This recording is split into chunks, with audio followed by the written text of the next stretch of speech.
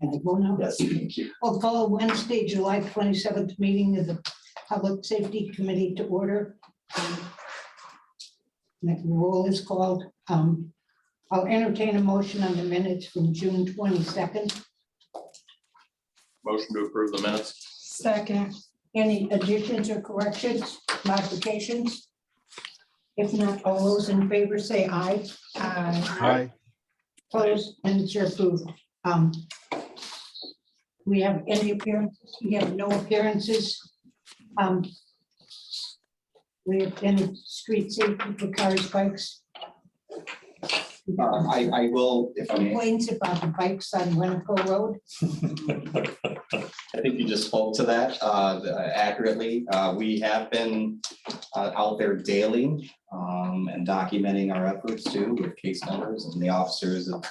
I hear them out there every morning. I myself made a traffic stop out there. So we are making a presence, and in the future, one of the things I discussed at maybe it wasn't at council, certainly at staff meeting, was that when we're working on coming up with a budget for these larger projects, to include a budget for police overtime for enforcement, so that we could get dedicated resources, or it'll at least help me get some dedicated resources to patrol these long stretches of roadway that need to be addressed. But we're doing it with what we have, but it is, I think all of us anticipated that that might be an issue, and it's what we're finding is it's not the bicyclists in general who are going through there several times a week. It's the one-timers who may not know the alternate route. Although I would agree that Public Works has done a great job of posting the detour. We as human beings are creatures of habits, and we No, only they know. don't care. They don't, I mean, you give them the benefit of the doubt. You're too young, and they don't care. They don't stop for the stop. I mean, I get calls from people. It's saying, well, and somebody went right under the thing, and I said, well, if you've been at a stop sign where the bikers go through, how many of them you see that don't stop? And it's just a small percentage. But you can't do it. And the people that, and somebody said, well, my suggestion is we put a barricade around it when they're working. And I said, my suggestion is that they not do it. And if they get hurt, it's their fault. And I feel sorry for it. I mean, I watched the people go through. The bikers they have no respect. They have no respect. Some bikers. 1%, 2%. And yeah, I mean, I don't think, I think one of was particularly challenging because it's a bike route. And there are many people who are out for a bike ride around the lake and who have never ridden around the lake, and they're visiting the city. And they don't know if they miss a turn. I mean, I've had people, and I've had to give them directions on where they can go if they can't get through on the street. So some of it's innocent stuff where it's people who just are confused. Some of it. I would agree. So some have earned the right to be stopped and be either lectured or ever receive a ticket, and some, I think, innocently just are concerned about how they're going to get from A to B because that's the first time ever. And they don't know how, they Yeah. know no other way, and the streets in this city can be very confusing. Yes, I'm still learning, even though I spent most of my time on the east side. I think somebody told me there's more bicycles than cars in Madison. I've heard that. Yeah, I don't believe I think that's the bike quite fed.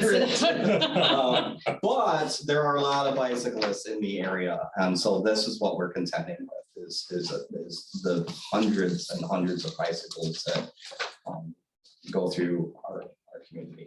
So we're working on it. We're doing If it. I didn't live on a street where I had to back out of my driveway to do this, I would have sympathy for you, but you get it once in a while, I get it. Get it all the time. So I know the signs are clearly marked when I'm in my car. I'm like, oh, that's right, turn. But does it clearly say no bicycles? I'm There's- just not, I just don't know. Yeah, there's. There's a- Okay, okay. There's a pulsing of a bicycle with circle in a Got line it. through it. In Okay. fact, one of the drivers I pulled over for violating the closed road closed sign says that he was confused. He thought that a sign only applied to bicycles because it had the Okay. bicycles. Oh, that's a new one. Nice Yeah. try. Yeah. Yeah, he wasn't a defense attorney, but he's. Yeah. could have been. Yeah. What, do people, I mean, I want to know, what is the definition of no through traffic? Right, so in essence, it's local traffic only, and what is local? It depends. So for example, the police cannot enforce any laws that say, with the construction and the law and the ordinance that we have it now, anything that says, if you don't live on this street, you can't access the street. Well, and the question is, I live on the street. Yes, Okay, so I'm going down and let's say I want to get to Broadway. no. You have to turn off That's the question. and go, you have to Do I take, take the first turn off? correct.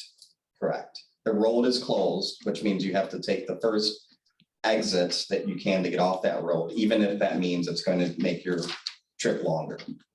Correct. So you can't drive down 5 blocks of closed road in order to get to your house, for example, when there's a, I do it because I'm going to my neighbors who live down in that. and that's exactly what people tell us. And that's the trouble with enforcing this law. You have the Uber Eats drivers, you have valid reasons in which people are accessing, or we don't, fortunately, we have a lot of freedoms in this country, and there's nothing that can make me force you prove that you're going to visit Alder Thomas as a police officer. So I have to take you by your word, and we know how that goes.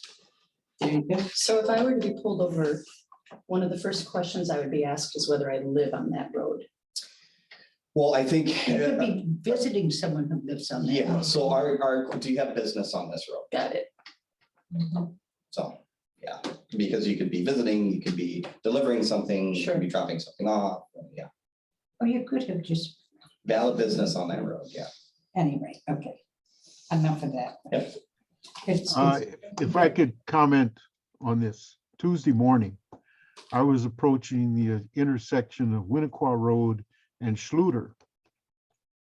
And 2 people came down Schluter on bicycles. They had to be doing 20 miles an hour. Blew the stop sign. Their momentum took them into the opposite lane of traffic. And the first thing that I thought was, if there would have been a car up there, there's no way they could have avoided it. And I would have been making a 911 call from my car at that intersection for those 2 people. And I mean, they were literally flying, and they were on bikes that are capable of 20, 25 miles an hour. And these are not people who are novice bikers or anything like that. And a lot of bikers just do not follow traffic regulations. And these people would have paid with their lives. Jerry had been having you guys come up and get another ambulance, because they both would have been hit and I'm sure killed. You know, I just saw 2 children run a stop sign on bicycles, which my assumption is that they've watched adults do it all their life, right? And being a bicyclist myself, I've spoken with a lot of people, and I think the general consensus is I'm the one who's putting my own life at risk. But your comment is something people forget. Okay, you've got your driver own of that life. You've vehicle. also got the time of our police and fire staff. You've got the time and expensive ambulances. You've got all these people that have been pulled into your situation when they could have been focusing elsewhere. Yeah. So is this an issue for the transit committee to think about public education, or to bring in the bike fed to do some? No, it's not a transit issue. Bike fed? Is there It's not a someone? transit issue. Correct, but is there some committee that could reach out to the Bicycle Federation and have them do some Public outreach? Works. Public Works is the committee. Public Works, okay.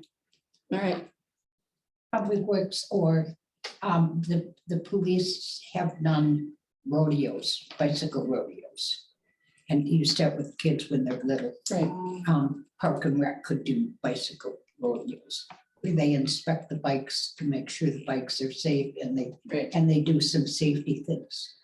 So we've done it. I don't know if we're doing it now, but we've done it in the past. We might not get to it this year, but the bike rodeos, yeah, we did one last year. It was really successful. Alder, to your inquiry, I think that I would say just anecdotally, we have plenty of non-compliance issues with business owners and residents of Monona that we of course try to educate just as much as anyone who doesn't live here or work here.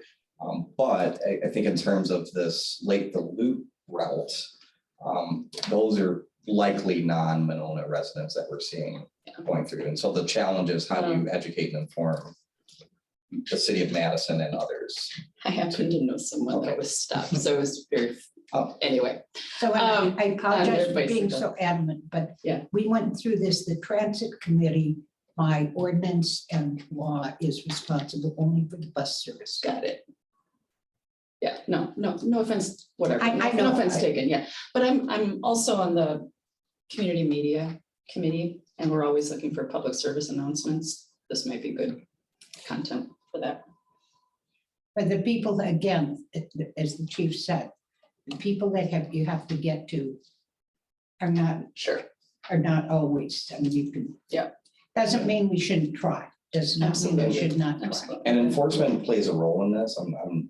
We certainly play a role in this. My challenge is, and you all know this from being in public safety, is balancing the resources that I have with my priorities. And so at some point, some of our policymakers will hear me talk about a dedicated traffic officer because we certainly have enough issues that we can present a dedicated traffic officer to throw at these problems and problem solve with various committees or community members, et cetera, to really get at the heart of that. And that's something that some communities slightly bigger than ours, some our size have done. Yes. Sometimes at a part-time basis as a traffic officer during the non-peak hours. And then, you know, when things get busier and staffing is short, then they pull them back into patrol, for example. But we don't have the capacity to do that now, but it's something that I think is worth exploring. Not this year, but maybe next year, or maybe the year after, maybe 2 years. So, okay. Anybody else have any comments about the street and the roads and? Just that your work is making an impact, you know, with social media. Getting pulled over on a bicycle, you get a lot of free publicity off of that stuff. I'm sure. I mean, it's good. You're getting the word out. So I'm not trying to, I'm sure. it's very good. Yeah. So we'll move to item 6, new business discussion action on proposed 2023 capital budget projects for Monona Fire and EMS. Chief McMullen, Which would you like for priorities?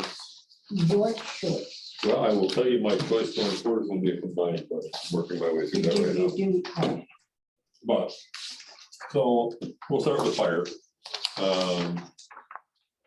This goes along with what we talked about last month, at least in generalities. I included, and for those of you that are online, I actually sent it via email. Hopefully you received it.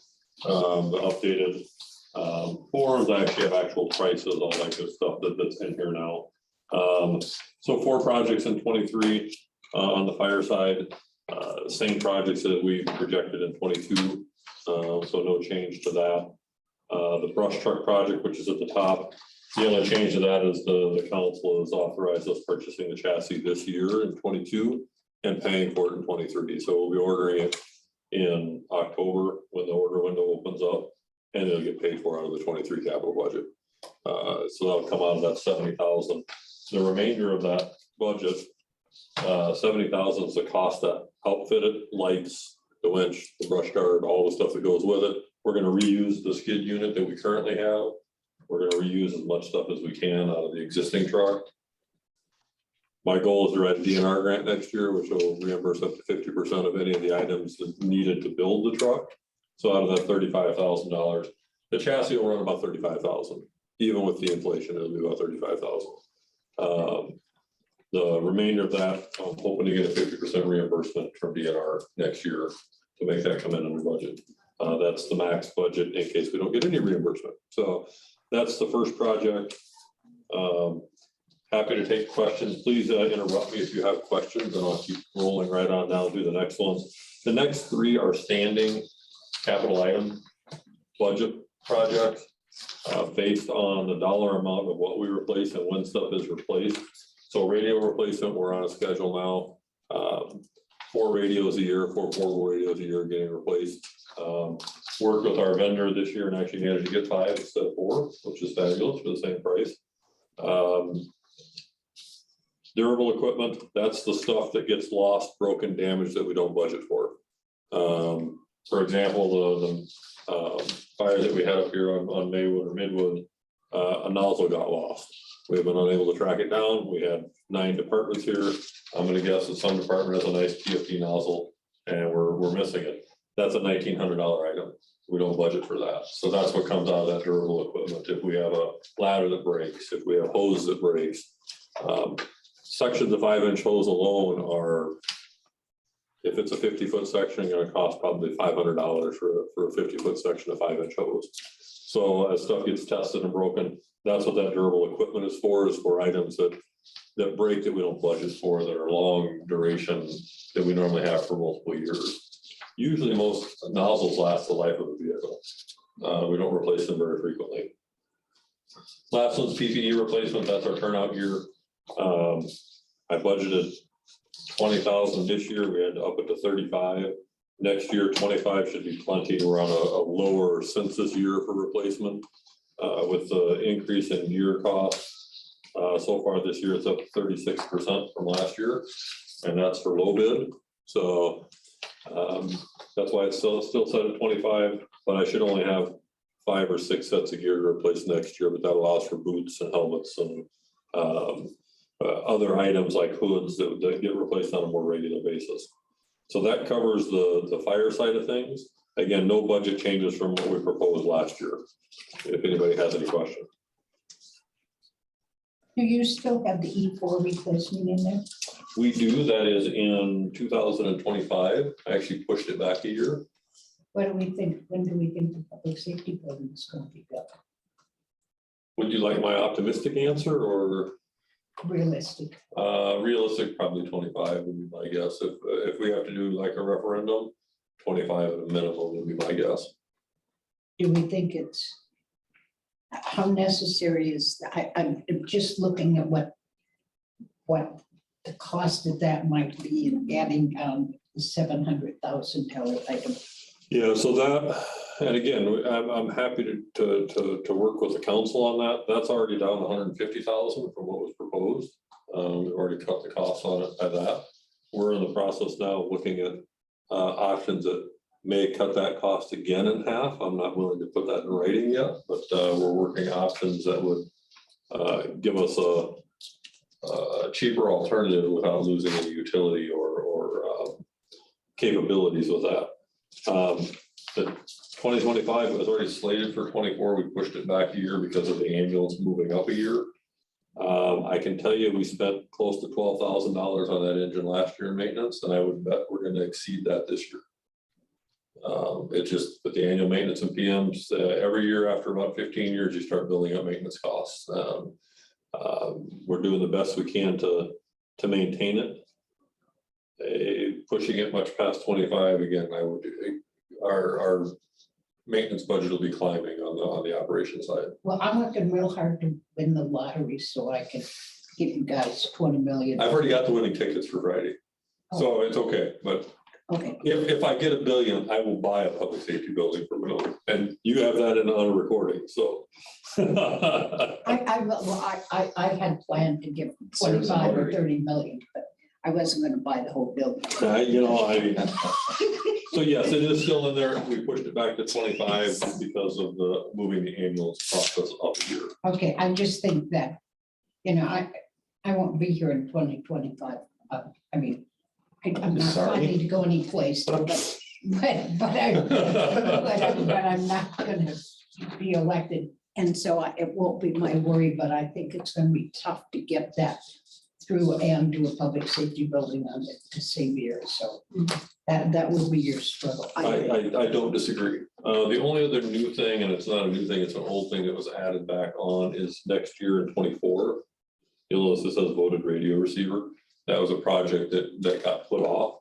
Our coverage is pretty weak on the north side of the city for the Monona Fire Ground. This was a project that Dan had put in there, probably 4 years ago or so. It just kept getting pushed back. Once we get in buildings up there, our fire ground is not very usable. The question I should have asked before you started was, what direction were you guys given? Usually they're given direction by Mark or by staff about how much they can spend or what they're supposed to hold. Generally speaking, the directions we're given were status quo from last year. Projects that we had in from last year. You'll notice on the EMS side, you'll see a couple of new things, and that was with the mayor's approval to move it up in the next year's budget. Council approved the chassis purchase for the ambulance. And again, if there's no other questions on the fire side, I'm happy to move to the EMS side. Okay, I'll be quiet. No, that was So- helpful. Yeah, so my question is, perhaps you just answered it. I've just been trying to figure out why I have two different paper clipped packets. So One is fire, one is EMS. it Is that- is, and okay, that's been one of my struggles since I started. okay, Working with the finance administrator to combine our budgets. Got it. There's no statutory requirement to have separate budgets. Which is what I was told when I started was out. I checked with the state, there is no statutory requirement. sure. It is, it goes back, it's probably history, because way back when they were separate. Yes, and they were never And- truly combined. And they were separate, very separate, and it was a big challenge to combine them. And so I think they wanted to maintain some separateness for whatever reason, and Yeah, so currently the only statutory requirement is the funding we get from the state has to be in a segregated account. So our FAT funding that we get from the state, other than that, I spoke with the state EMS division chief, and she's like, no, you should have a combined budget, it shouldn't be separate. You should. So I actually have one built, both capital and operating. It's a matter of, I have some work to do at the state level. Our EMS license is still considered Monona EMS. It was never changed at the state level all those years ago, which is just a name change. It's a form to fill out. But once that's done, we can have, as far as the state's concerned, we can have a combined budget, which is my goal. I'd much rather, it's too easy to look like we're trying to hide something in different budgets when you have separate budgets instead of, here's what your fire department costs, is this cost. So the goal is, hopefully we're early enough in the process this year. There will be no dollar amount changes if I manage to make it happen. It'll be the same dollar amounts that is due in my budget. Make it cleaner. I think it's not, here's what it costs you. I think it's, here's what your volunteer fire department saves. Absolutely. It is, we've gone through when we've had in the past, when we've had different chiefs and they had trouble recruiting people. And Madison came in and wanted us to hire Madison to do because we have trouble recruiting the volunteers. And someone said, do you know how much it would cost us to do this? And I think we used Ashland as a comparison. And there has been a great deal for years and years and years. The volunteers didn't want any money, wouldn't take any money. And there was a great deal of pride in this community about what the volunteers contributed. So it's not, this is what you get from your community volunteers. Well, I can tell you from a strictly budgetary standpoint, and I'll use McFarland as an example, great community, just south here. We run at double medic level, they run it as advanced EMT, which is 2 steps down, combined fire and EMS service. Village is roughly the same size as our city. Their budget after revenues are added in is 1.6 million. Our budget runs at 800,000 after revenues are added in. So we've got a pretty tight organization, budgetarily speaking wise. So yes, I am working on a combined budget. It would be much cleaner, in my opinion. So I am working with the finance administrator to get that to happen this year. I tried last year. We're going to try and make it happen this year. Yeah, your comment about just the appearance of something being hidden, I think is really valid. I was wondering to myself, you know, the dollar amounts might stay the same, but if you combine them, you'd only get one item ranked as number one instead of Yes. two, right? You know, so, yeah, okay. So that was my first question in my mind. And then I was also just wondering about some terminology when Kathy brought up the E4 replacement. I'm not remembering what E4 stands for. Engine 4. Obviously, okay. And then on the fire budget, under the 2024 projects, the last item, voted radio receiver, in that sentence, how do you define the word voted? So the way the radio system works is when you reach out to the radio network with a portable or mobile, the receiver that latches on is the one that votes to hold it. That's why it's called a voted receiver. So once you latch onto that, that's the tower that you transmit from. Currently, we have no tower on the north side. So our voted receiver tower is actually the water tower down here, I think. I think we have one there, and the one on the south side by the Walmart area, the Shopko area. I rely completely on Dan's expertise on this. He's a radio guy. That's what he did for most of his career. So he says when they built the system out, the north side was included. It just wasn't funded when it was first built out. And as we start to do more development up that way and bigger buildings up that way, as it is, our radios on fire don't work in the school. So, just a thought. That potentially you should be able to use TIF if there's any kind of development whatsoever. I mean, we funded in years past the whole console for the dispatch center out of TIF when we built Southtown because there was a dead spot down there.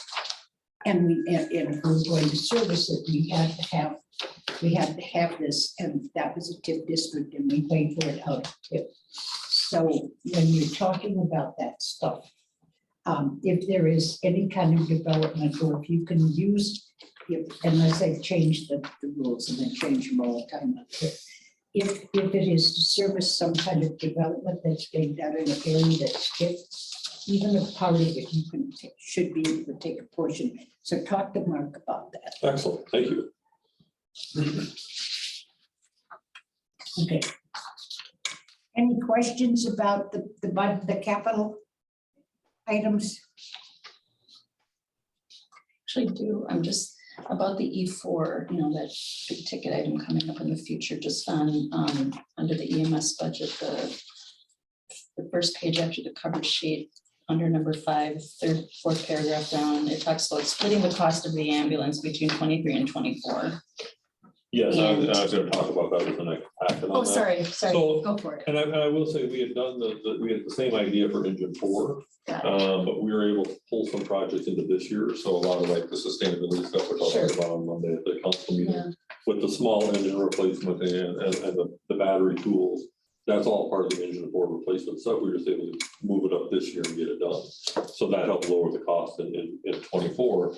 We pushed it to 25. The original thought was to split it between 2 years, Mhm. that we'd order, put a down payment in 24 and then get delivered in 25 and pay the remainder. In talking to, I've reached out to a half a dozen different companies now. I'm not married to the idea of the company we have now. There's a 10% or greater discount for fire apparatus if you order it and pay for it up front. I was just gonna ask. So I mean, that's a what's- $70,000 Yeah. savings to be able to order, pay for it up front just based on that budget number. But our goal is actually to lower that budget number considerably.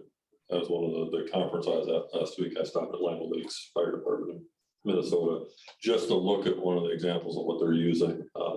So our goal is to lower that cost considerably. And then if you were to pay for something in 2 chunks, not only do you lose that 10%, but isn't there just a risk of that unknown second cost No, it's a increasing, or is guaranteed it all cost. locked in? It's locked in. And that's fire apparatus only. It really doesn't apply to ambulances because they come in 2 pieces already. So So can we, don't know how the finances are. It used to be that if there was something that we could, you had to pay up front, that like the down payment, and then pay the next year. We would borrow all of the money. Of course, you don't get any interest now, because we would borrow all of the money and put the down payment, and then put the balance in the bank and collect the interest. But you can't, you have to be careful about arbitrage. Yeah, and the only reason I'm leery about the 25 and moving that any further with engine 4 is I can tell you right now, today, it's 18 to 24 months to even get a truck. So that's one of the difficulties in today's market is the council next year will have to approve and sign a contract for a 25 delivery in the capital budget. Otherwise, we'll never get a truck. It's ridiculous right now. The new normal. And it's not getting any better. I talked to a gentleman that does a toy dealer, which is not a manufacturer. They're expecting it to get worse, not better. They're And more expecting, expensive. definitely more expensive. So again, if we order it like in 24 to pay it in 25, we can lock the cost in. We get in the build schedule, but that predicates the council approving a capital budget item 2 years out, basically. And I think that's the difficult part because we've never had to do that before.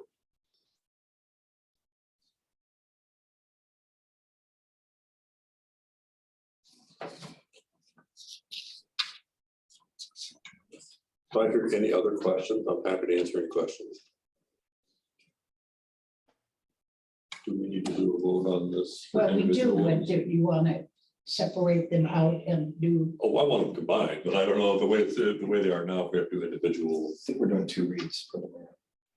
So Yeah, we'll have so- to address this at the next meeting. Oh, we're sure. we can do Or we can it. do it now. We can do it now. It's on, it is on there for discussion / action. That's why And we don't have a 2-meeting rule. the mayor directed city staff to have this item be brought to 2 meetings. Okay, then if that's what the mayor directed, My understanding. Yeah. okay, I will move to the EMS side of things. You'll notice it's a lot lighter. Most of what the EMS side focuses on is the ambulance replacements and the stuff that goes in the ambulance. So this was originally slated for 25. Met with the mayor early this year based on our call volume and the wear on the ambulances. So our last ambulance was bought and put in service in 2019. It already is close to 60,000 miles in 3 years, which is a lot for a city that's 3.5 square miles, just based on the call volume. To give you an idea, our 2012 only has 93,000 miles on it. So it's 9 years old, has 93,000 miles. I have a 3-year-old ambulance that's approaching 60,000 miles is already, it mutual aid or is it just called out? just call volume. So in talking to the mayor, we adjusted the apparatus replacement schedule. So instead of every 6 years, the ambulance will be every 5. So we moved that up a year, but in return, we pushed the engine back by a year. Because otherwise they fall in the same year. So came to the council back in April, May, somewhere around then, after speaking with the mayor. So the 2023 projects, the 2 that you see there, they're both related to the 24 ambulance project. The first one is the chassis. We had to order that back in April to be able to get it delivered in 2024. And when we first ordered that, an order was sufficient. It came about that Ron would not actually give us a build order unless we had a chassis that was ordered and paid for. So it wasn't just a contract issue, it had to be paid for. So our dealer actually purchased the chassis for us, put an order in of 57 chassis, I think. And when and he paid for it up front. When it comes in 23, we'll pay him.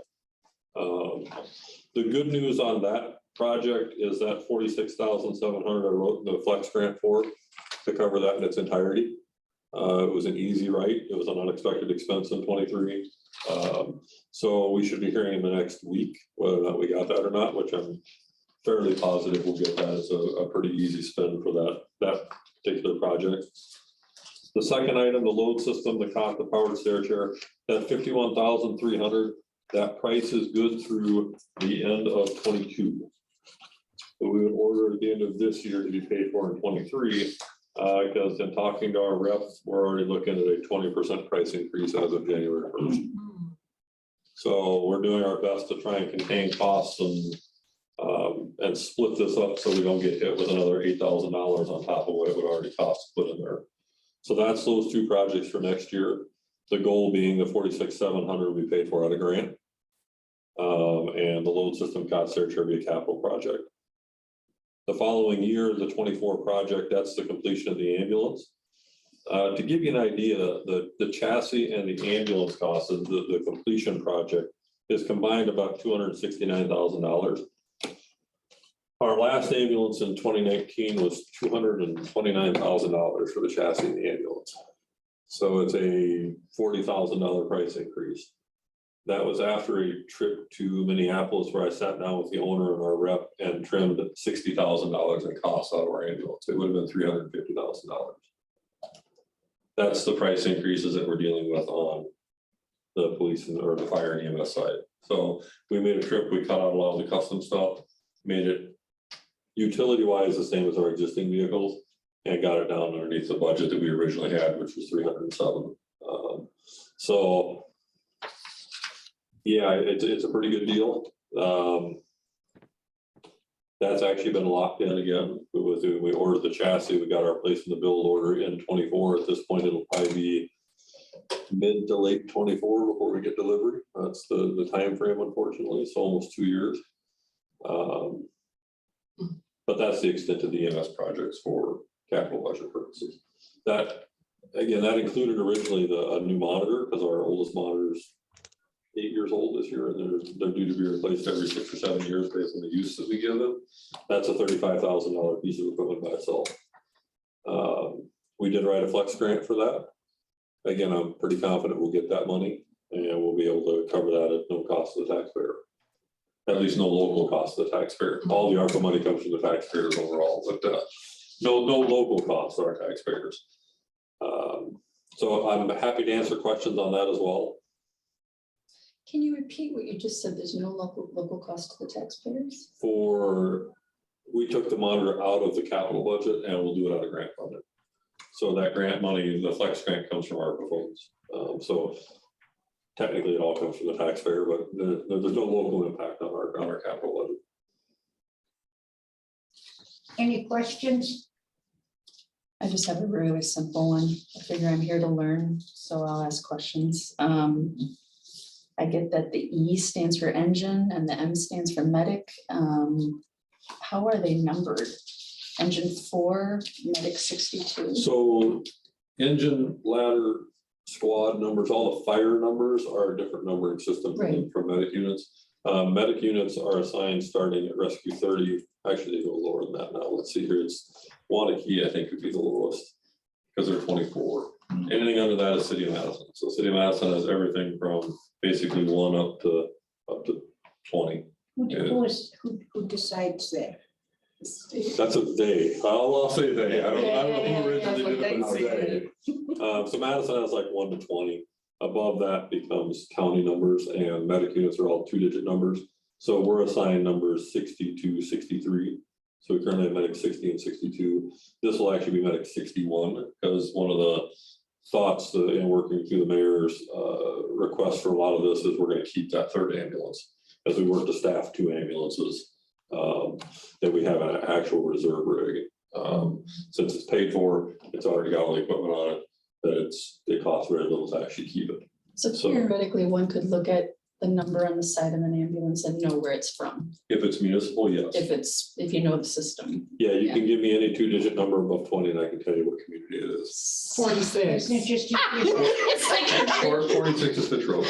isn't it just easier to look and see the name of the, Yes. on But it's Fitzroy. But it's so fun, right? It's like a little. So yeah, I and know. engine numbers were all based on when the county gave numbers, and Larry, correct me if I'm wrong, you've been doing this a lot longer than I have.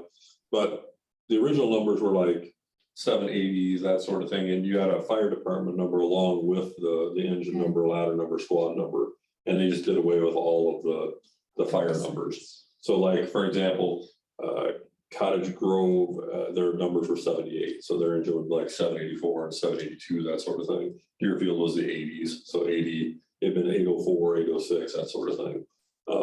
I don't know when, Larry might be able to remember when, but somewhere along the line, they stopped using those numbers and just used the straight. You know, when I started, the fire trucks were 522, 523, and 524, I believe was the latter, the old Persh. And then that whole numbering system got changed to what's there now. But all four are still used, engine, ladder, medic squad, ELMS. So we have brush, so you'd see B, cars or C. That's about the extent of it. You would see, if it's outside of the city limit, you'll see tenders, which would be T. Yeah, that's the extent is C, E, and L for us, basically, and the brush truck and the medic units, so. So what's the difference between an engine and a ladder? A ladder is part of an engine. Yeah, engine is all pumper capabilities, and ladder is the ladder capabilities. It also includes the pump. Yeah. No, they're smart, very intelligent.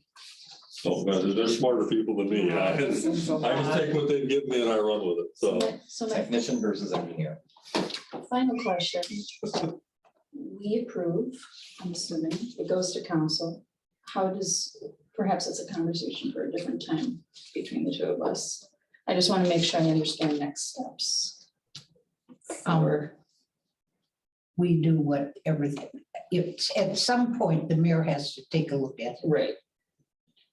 We have meetings scheduled in early September. Yes, so the way I understand it, and again, I'm not as new as some, I'm still new, is that the Public Safety Committee recommends approval of the capital budget to the mayor, and then the mayor has her She can stab at it to change she it. can do add whatever. or take out whatever she And then it wants. comes to council after. And then the council adopts, can modify or can adopt whatever. It's not as challenging so much with the capital, although times are really, because the theory being, not the theory, the practice being, we all here are, we look at what the needs are of the safety community. Mary has to look at the whole city. So we're here and we advocate and fight and struggle for what we do for public safety. Park and Rec does that for Park and Rec, Public Works does it. And somebody has to sit down and say, this is how much money we have. This is if we're gonna build a public safety building, you all have to put, the clamps on this stuff, and it comes to council and someone will say, yeah, but we really want to have electric cars. And so I want to add $10,000 and buy electric cars and And it happens. and that's what happens. And so that's the way it happens. We get it, then the mayor gets it, and then we get this thick packet of the capital budget that comes to all of us, and the operating budget. And as everybody knows, these are not fun times for budgets. Between insurance costs for more for operational, and being landlocked, and the legislature has us pinned down so that we don't have new construction. We can't add, can only add so much to the levy. And so I do hope you have the winning ticket, because I'm going to pull you, but If I went over $1 billion, I will buy the plane. good, but I'd like it in my name. So I guess I do have another question. So what's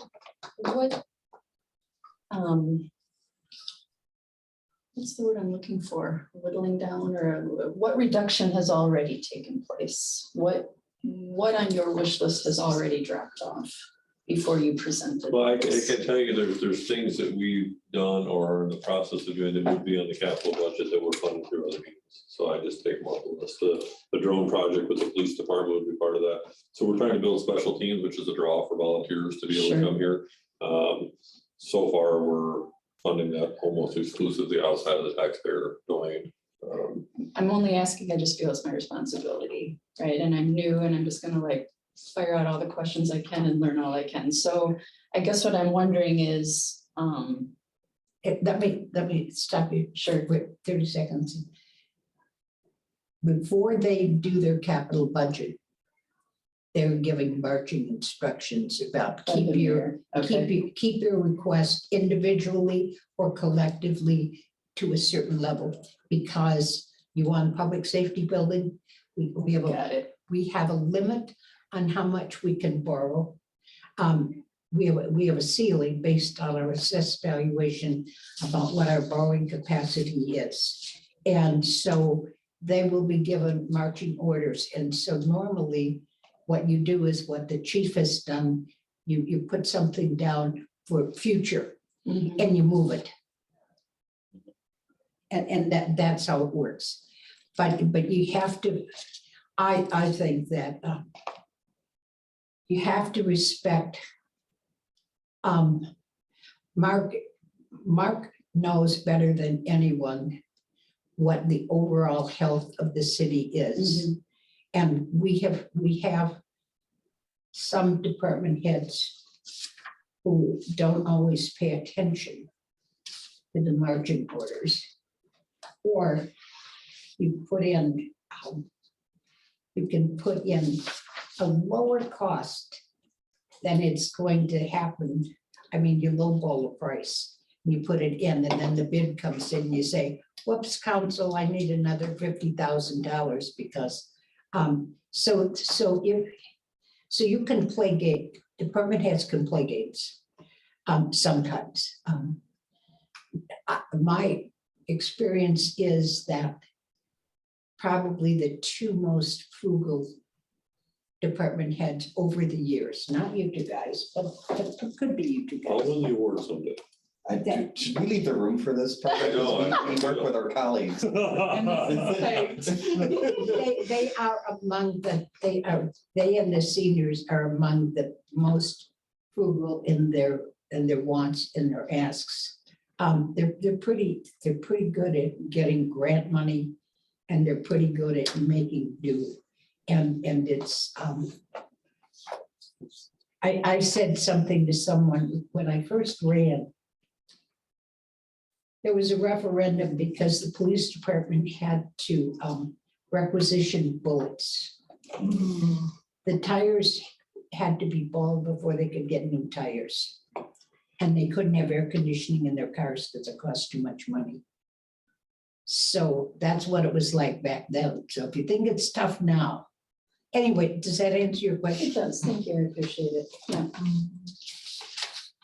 So generally, the committees pretty strongly support and sometimes add and encourage. I understand your question about what didn't you ask for, because sometimes committees, the hands of the department heads, if they're given a directive by their boss, the mayor, they have to follow it. And sometimes the committees, if they are aware that there's a problem, will add. Not always such a good idea, but they've been known to do that in response to your question. Because the department heads are sometimes torn between following the directions and doing what they really think they need.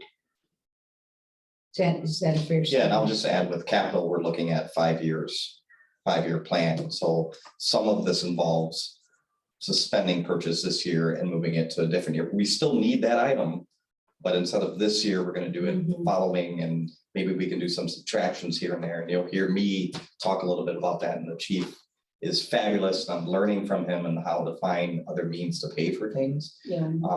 I just will say on record that there appears to be a lot more opportunity for fire because they're statutorily required to have certain things than police. So Which I have two new ones for you, by the way. Perfect. So, perfect. But we're constantly looking. Yeah. And there are things even this year that we've acquired that I don't know if the public or council even knows about, but we acquired through funding that we didn't need permission to get, but it saved the city money. And so Jerry can go on a list of things he's probably saved the city on as local entity taxpayers, but it's a stretch. And so the challenge is working with the directive that the mayor's given us to not increase, try to stay at your projected lines, numbered the value, but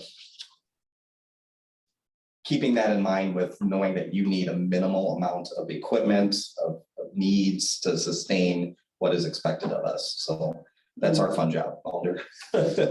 So what you're being Well, and presented is what has yeah. been vetted by staff. Yeah. And I'm just trying to figure out my job too, in a lot of ways. 100%. Like, I don't want to throw up roadblocks and overstep, but I don't just want to like rubber stamp everything and sit here and be nothing better than an empty If there are chair. more questions You know, about that, yeah, I'm okay. concerned, so. You don't need us to tell us, but that's your job. So And you have two, as an alder, you have two opportunities to amend, to add, or to subtract. One being at the committee level, and the second being at the council. Mhm, mhm. So, you know, anybody can run for city council. Yeah, just all you're learning here. Yeah. So, okay, If I could just make a comment on how much standards for training and other requirements and legal issues have changed over time. When I started for the fire department as an employee, all of the members of the fire department were 100% volunteers. No salary, no insurance, no stipend. When they started the ambulance service, there were about 75 people who volunteered for that as EMT basics. And the ambulance was actually a van that had a bench on one side and some hooks on the other side to attach a cot and some storage compartments.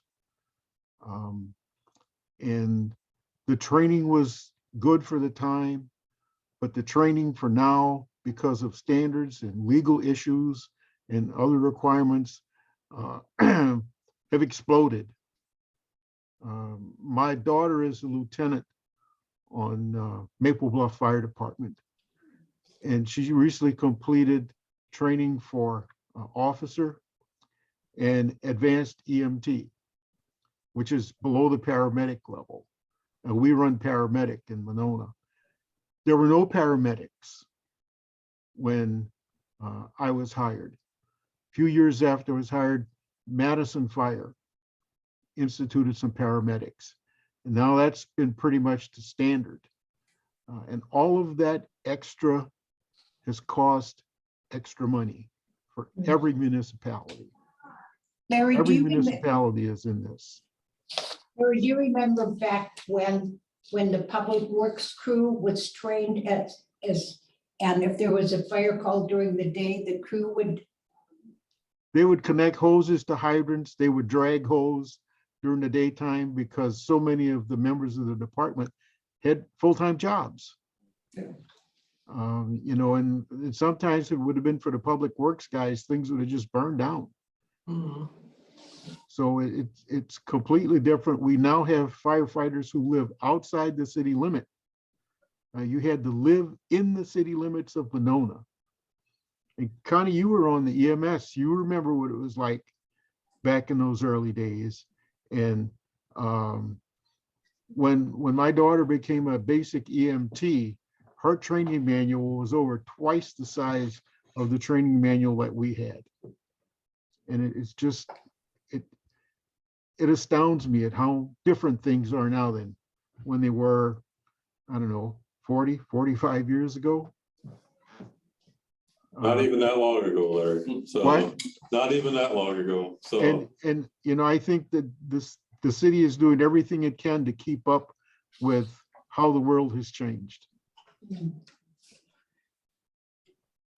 Okay, so, Thank you. It's nice. do you have any more to add to your budgets? nope, I'm good. Are you ready to go with yours, Chief? I am, thank you. By the way, I thought you're doing law enforcement and EMS, so I should just give. Oh, you did I say my- EMS? Oh, yeah, sure did. That's okay, it's all good. Friendly amendment to that, that's dispatch, emergency. We're not gonna vote on Okay, it. I'll make sure it's corrected. You just caught that, chief? As you can see, I actually marked it up on my agenda, so. All right, well, first I'll take a note of another correction needed. So in the summary, what looks like it was cut and paste from a spreadsheet, because it was, under law enforcement, taser replacement is listed twice. It should only be listed once. So remove $5,000 from the summary. Sort of paste spreadsheet. That brings a total of the 2023 projects down from 161,300, which is an error, to 156,300. This year was projected to be 165,294. So I'm under that amount this year, and here's how. Starting with the first project on the list is a new squad. We replace our squads, typically patrol squads in general, typically every 3 years. 3 years seems like a short time for a new car. And when I explain that to people, I tell them, well, do you drive your car 24 hours a day and in all conditions, all types of environments? We do in police. And so we put a lot of miles on our cars in a hurry and a lot of use. Think of all the times you're shifting that gear knob, all the times you're depressing the brake pedal, all the times you're rolling the windows up and down. It gets a lot of use by a lot of people for 24 hours a day. So that's why our patrol squads are replaced more frequently than our administrative cars, like our detectives use, or I use, or the assistant chief or the lieutenant use. You'll see a change this year, and I wasn't really anticipating this change. We were supposed to get two patrol squads two squads for next year. One squad, and cars are squads, Alder Rademacher. One of the squads was supposed to be squad 106, which is an unmarked black police squad. Well, you hired a chief that likes to do traffic. And so the previous squad assigned to a chief was an unmarked Taurus that doesn't have any radio or any computer equipment in it, nothing to monitor radar or speeds. And so I did a switcheroo with the Crow, with the community relations officer, and I commandeered that squad. So your chief now drives what was formerly assigned to the Crow as a squad. What that allowed me to do is sort of hit the brakes on the replacement squad that's needed, because I'm not driving my squad as much as the Crow drives the squad. So it is, in my opinion, something that I can withhold for the time being and try to nurse how many miles I drive every day and still do my job, so as not to really put any demands to request two squads. So instead, I'm asking for one. However, the one I'm asking for, and this is what's new that came up, is going to be a bigger vehicle. And I think I talked to a couple of you in the room about this. If you've not seen some of the size and stature of our young officers, they are, and women, men and women, they are bigger people. They are, their DNA makes them bigger people. So we're talking 6'5", 250. I mean, we're talking really solid people. When I saw one of my officers get into his squad that he's assigned to, it's a patrol squad, immediately I was taken aback at the difficulty that he was having getting in and out of this squad. And when I approached and asked, "Are you comfortable?" his answer was, "I'd like to be more comfortable." The previous squads with the old design of the Ford Police Interceptor SUV, they no longer make the car version. It's all only an SUV. allowed for more flexibility is the wrong term. Adjustment. The pedals used to be able to adjust electronically away from you, closer to you, et cetera. And the design allowed for the prisoner divider to be further back than what it is now, which meant that you could move your seat further back. Currently, that's off the plate with these the new redesign for the Ford Interceptors. Now, I don't know which officers they had get in the car to say, hey, does this work for you guys? It certainly wasn't any of our officers. Just so you know, all the big American companies utilize the Michigan State Police as sort of their go-to when evaluating potential police vehicles. Dodge, Ford, it's because they're right next, they're at home in Detroit, right? But they're not eating brats and drinking. They're not eating beer. brats, they're not competing in the Yeah, world's right, strongest exactly. women and men competitions that we have here at the Community Yeah, Fest. yeah. I would suggest, Yeah. I mean, as I'm listening to you say Yes. this, what I want is if a cop comes upon a scene and he needs to get out efficiently, Yes, right. he has to be able to get out of the car. Right, he can take his time getting in. But getting Yes. out of the car, I want him to be able to get out and have a first hit at this person. Right. And it sounds like our current vehicles don't allow for that. Thank you. Yes, there's an issue with that and with more than one officer. And if it was one officer, I would still look into, this is in essence an accommodations issue that I'm having here, that I'm asking for this F-150. And I'll get into that in a second, but not only is there issues getting in and out of the car, I'm wearing currently right now the minimum amount of gear that's required for a police officer. I've got a portable radio somewhere where it went, handcuffs and my service weapon.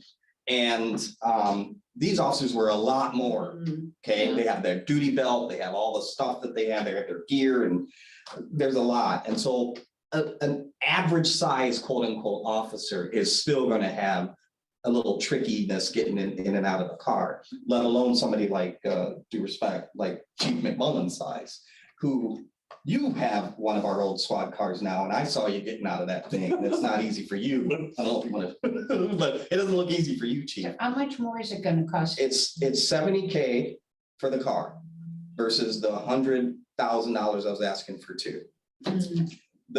Sorry, for the car and all the equipment that's needed. Typically what we've done is we've pulled we've reused items from the decommissioned car and put it on the new car. We can't do that with a truck that we don't have any parts for. So we're gonna need all new parts for this truck, which is why I'm asking for $70,000. So one of the things that, which I always thought is sort of unfair, when you trade in a car, when you get a new car, you trade in the old car, you get the purchase price, and so it would just cost you the difference. But that's not the way it works with police cars. Either one of two things happen. We refurbish it and give it to somebody else. Like the fire department. And the fire department, it doesn't cost the fire department to do that. Or it goes out on auction and the funds go in the general fund. So it isn't, so when you see the budget for squads, we get them a lot, and we don't always get so much back. But we never get the benefit of the net cost of the vehicle. Right. Which I sort of don't understand. Well, I'm asking, I will have to ask our new city administrator and the mayor to really look into that. I'd love to be able to recoup some of that to go into the cost Well, of good luck. acquisition. I understand. Good luck, But because the- they need it to I balance their understand. budget. I understand. The other issue I want to raise before I move on here and take any questions is not only is the concern, Alder, about exiting the car to get out, I'm concerned about if, heaven forbid, that officer gets into a crash. That is I'm telling you, putting it on the record, we're pressing our luck here with how these cars are designed and these larger officers that we have risking their lives every day for us, and they're being stuffed in here. So what other law enforcement has done is they've gone to the F-150s because it's a police interceptor package. which means it's pursuit rated, which means it's gone through the trials and tribulations of anything you would run a regular police car through. The same can't be said about a Tesla right now. The same can't be said about some of the other vehicles that are out there. Now, it's my hope to explore an all-electric F-150 that is out in the civilian market right now, but is not yet rated for police. So someday, my hope is to plug this sucker in and to get 300, 400 miles of charge out of it and not use any fuel. I can say, because the valid question came to me about fuel. The vehicle I'm looking to purchase, the F-150, is an EcoBoost V6 engine. And so it's the same consumption as we would have in the non-hybrid police SUVs. How long does police rating tend to take? Because I know the electric 150s are pretty fresh off the line for civilians. So what do they need to do from there? We're gonna probably see a couple of years yet. It depends on Ford and how quickly they want to. That's a huge market you're talking about, a police market. So I can see next year them really, and it's already being explored. Oh, sure. So I can see next year them. I don't know if I necessarily want to buy the first one though. We did that with the hybrid SUVs, and the one from probably number 100 off the factory line is still causing us issues. I'm exaggerating, but it was the first year of that edition, and it's still causing us issues with compatibility with radios and all this other stuff. So I think, to answer your question, I think we can probably see Ford push that out later next year as an option if they pursue it. I mean, they're looking into this. I'm assuming they will. And that's all I have about the F-150. Well, they're recalibrating their whole line, so I'd be shocked if they didn't. Yeah. And I would be surprised if they didn't do explore an all electric version of the Explorer. I don't know if they're going to be set up to make internal combustion in a couple of years. So There you go. I'm just, the phrase police interceptor, Yes. is that just the model of the vehicle, or is it actually like something that all? And not to answer for you, but it's an F-150 PPV is what it's called, as a police pursuit vehicle. It's specifically designed and tested for police. I mean, we fire and EMS use it as well, but mainly for police use, but it's a PPV. Bigger brakes, the transmission gearing is different. It's designed for the rough and rugged type of driving that we do. So there are just certain vehicles that we can all go out and buy, Yep. which are sort of, they have a cousin that is beefed up for police use. Correct. You can buy a police interceptor. If I had now, enough, if- right. But Interceptor is the name of the model, or it's the name of what you call any vehicle that has been tricked out? Ford has trademarked Ford that. calls So it the inner, Their okay, got specialty it. police But vehicles. Chevy might call it something else. Correct. Got it. So if we were Mayberry, we wouldn't need such a fancy car. We'd have a fleet of F-150s if we were Mayberry. What context are you referring to Mayberry? Not much happens in Mayberry. Oh, well, yeah, they do like trucks down south. No, so, the other option is, it was a full-size SUV, and that I don't think that's not being responsible right now Right. for our capital budget. So the chief is taking the sacrifice and removing his car and asking for this accommodation of this one squad, an F-150. In addition to the back storage area that we would have for the truck, we are getting a drone, and so that there'd be a possibility for keeping that item there. And we take bikes left and right, found bikes, and we have nothing really. I mean, cops are throwing them in the back. I mean, it's just, we need a truck in I general. dropped too. one off a couple Yeah. weeks ago. Yeah. Any questions? Keep going. Thank you. I'll speed it through. Next item is squad laptop and modem. So looking to acquire 2 Panasonic Toughbook laptops and then the modem for the one squad. So we have not a good backup plan right now for Panasonic Toughbook. So if a laptop goes out, that squad's sitting until we figure it out. So we would love to have one handy dandy, ready to go in case we need to swap it out and figure things out later. And the other would be for the patrol car that we're asking to order. I'm ready to move on if there are no questions. Should I move on? Okay. Following in line, police radios. We have, for those of you who haven't sat through this, in every patrol car, there are two different hardware radios. One is a VHF and one is 800 megahertz. We communicate with a lot of different agencies on using two different frequencies or two different means of communicating. And so that's why we require two in our patrol car. In our non-patrol cars, we're able to use one unit that has a dual band that can do both. And so we're asking for purchase 3. Okay, for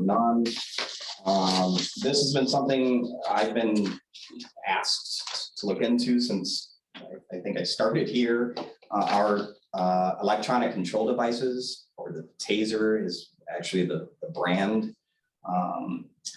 They're becoming outdated. The service year in those is about 5 years. We're beyond that mark. The warranty is a 5-year warranty on these tasers. And I think we're at year 7 or 8 or so currently.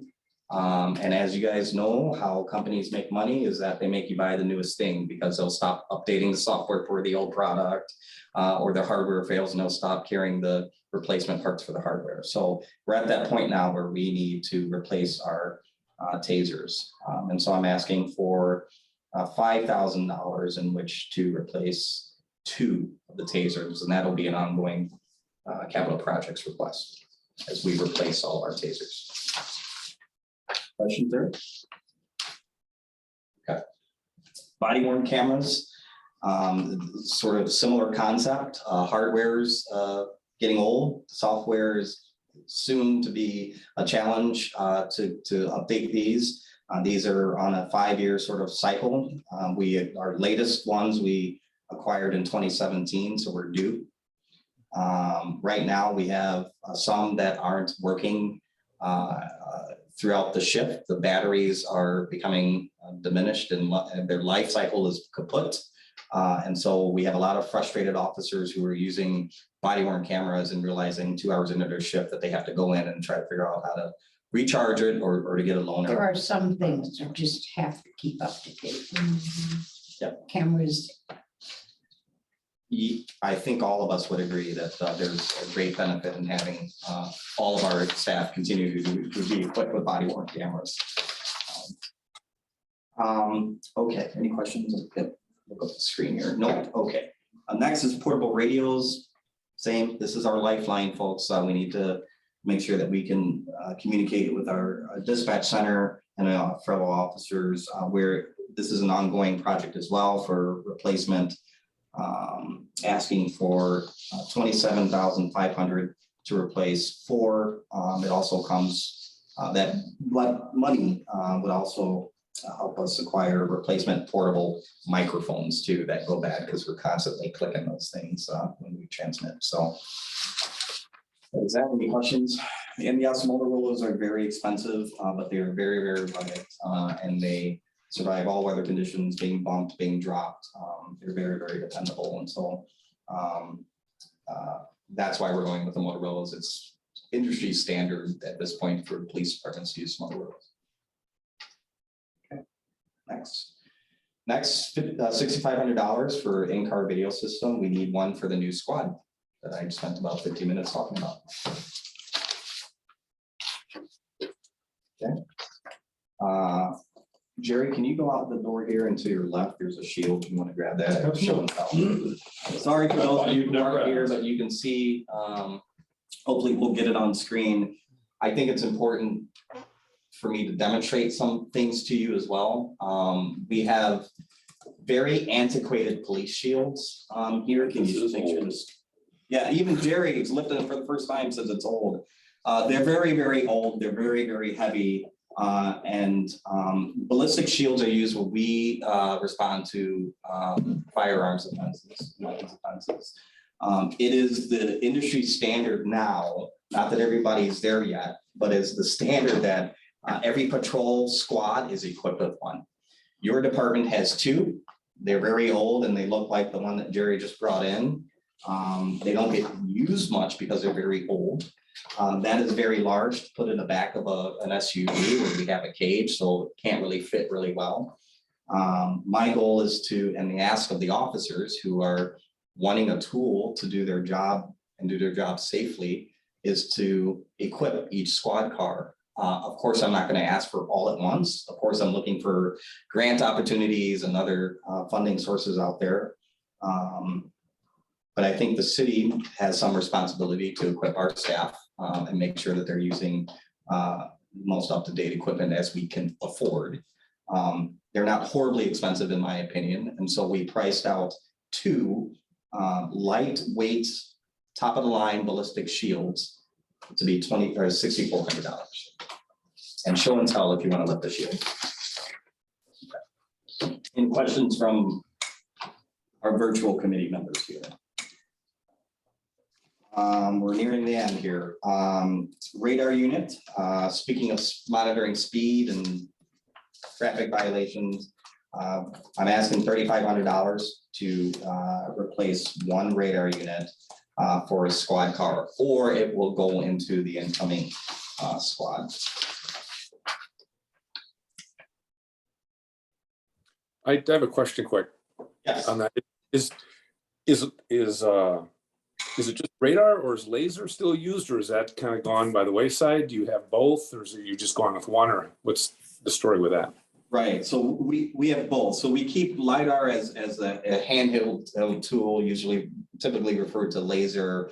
It is a lot more accurate when you're doing traffic in high volume areas, like on the Beltline, for example, where it literally shoots a beam of light, a visible light, in which you're able to detect the speed of a moving vehicle. And it's like the size of a dime or smaller that points out, or that directs out of the device. Those are handheld devices that officers check out. We replace those from time to time when we can. Typically, we look for grant funding for that, or you might see this come up in the future if one of those goes out of commission or it looks like it's becoming old. But Kurt Weigel does a really good job of looking at opportunities to fund those to obtain handheld laser devices. I can tell you that we have a couple that are old. One I keep in my squad car because I know nobody else uses it. It's one of our oldest. But the others are certainly in use. We just ran a grant today due to the state's speed day, something that they've promoted of some speed enforcement and trying to get speeds down. And so we had an officer out there today using a laser doing grant work. The radars is a stationary unit that's equipped for the car, for our squad cars, and our squad cars are equipped with forward and rear facing radar. That just sends out a broad spectrum that can detect anything coming your direction, moving towards you or away from you. So it's somewhat challenging. We're trained to sort of pick up what car is going what speed based on a pitch, based on your observation, based on your training of speed estimation. But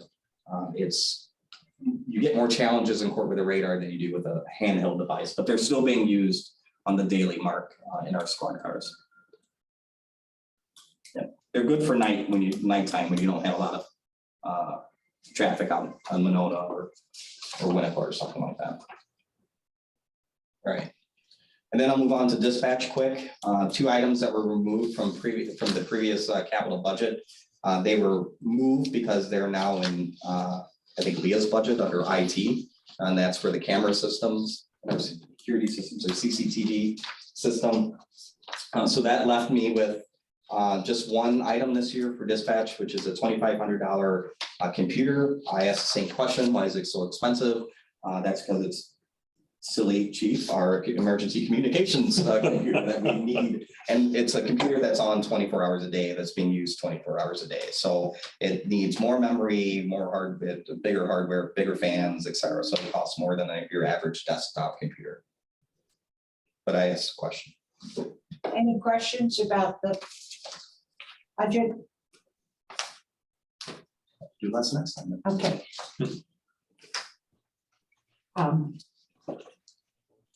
Future agenda items, anything anybody wants to add? Updates on equity, diversity and inclusion. Chief, I was going to ask Chief Mullen, that I thought I saw something, I didn't think I saw something on Facebook that there is an event that's taking place at the Dream Park. Yes, That the special guests would, we will be there, yes. and so one of the things I wanted to, and I assume this is, I don't know what Salon Court is. So these are, I believe it's I don't want to misspeak, it's the Daughters of Islam, I think is the group. And they're offshoot of the Shriners. Been around since the early 1900s. It's a African-American sorority. And the courts are their individual units around the country and around the world. So they actually reached out 10 days, 2 weeks ago, to ask if we'd like to come down and participate. So our crews are going to go down and hang out for a few hours and have some fun. So I thought it was interesting that, I mean, I don't know if it's a big event. Are you going? Well, I'm not unfortunately not available, but can I just read sort of their mission from their website? I think it's Yeah, important. I was just gonna look it up, so yeah. From the Islam Shriners, who identified as chapters of Shriners International. We believe that care for the less fortunate, especially children who suffer from burns, cleft palate, scoliosis, motion sensory, and debilitating pediatric, sorry, I forgot to click, yes. Conditions is our institutional calling. But the advertisements I saw, everybody I saw in the pictures were people of color. Yeah, so I think, and I don't know them well either. I think that they are a membership, it appears predominantly persons of color. It says they have 200,000 members throughout the United States, Mexico, Canada, Puerto Rico, Germany, and Panama. And courts in Japan. Well, it's Korea, interesting. I mean, the whole community is free. I mean, it's free food and it's free. As individuals, we pledge ourselves to integrity, virtue, and nobility of character. Our intentions are to be honorable. See that, please? Just trying to look it up. Thanks. So I thought it was interesting, but I wanted to thank both of the chiefs because they are really diligent about being out in the community at events. The fire department is also, the Education Foundation has a fundraiser, which is a golf ball drop. And we originally were going to alternate between Cottage Grove and Monona because the school district serves both communities. But they did Cottage Grove the first year, they did Monona last year, and they had such a good experience with Monona that they're going to do Monona again this year. So they're helping. The police are out and about and showing up at events. And so I think you both are to be commended Thank you. for that. And I don't know if you guys have anything you want to add. I Oh, do. National Night Out. Yes, but before I do, on the topic that you mentioned, please, thank you for calling me and reminding me about that. I'm one of 3 police chiefs, I think there's 4, police chiefs that are part of a collective group called the Law Enforcement and Leaders of Color Collaboration. It's a collaboration that includes, that's coordinated by the United Way, Dane County, and the local Dane County chapter of the NAACP. Our mission is to improve understanding and collaboration between communities of color and law enforcement. And so we're working with, and I've been a part of this group since my days at MPD, and I've asked, you have to be invited to be part of this group. So I've asked as Monona Police Chief to continue to play a part, in which they accepted, thankfully. But we engage in monthly conversation on various topics, but also looking at ways to improve understanding from our perspective as police chiefs, understanding of the needs of the community, whether it be improving communication, whether it be addressing sort of some societal issues and concerns that we might have an impact on, such as traffic stops. It's often that comes up, or in instances in which we have, high profile events like in Minneapolis or Ferguson, or right here in Madison, or right here in Monona. So that's something that also this police department takes part in. So I think that that's a good thing. But also moving on to your point, Alder, is National Night Out this year. I talked about that before. After this meeting, I'm going to send all of you a couple of flyers in which I'm begging you to help share, please. We will make social media posts. So if you have social media and you want to just reshare that, that's great too. It is for our National Night Out on the 9th of August from 4 to 8 at Winnequa Park. If you are available, if you have loved ones, kids, bring them, because there's free food for your kids. Notice I said for your kids. We don't have enough food to go around for everyone. There might be an option. We think that there are some extra hot dogs and hamburgers left, and we might ask for a donation for our canine fund. Only request, but we will be giving out food that's available. But it is more of a block party, interactive, games, toys, music, and not only are the police and fire departments going to be there, which Jerry, thank you. Again, we're always partnering in this event, but representatives from most of all of the city departments will be there. So there will be public works on display.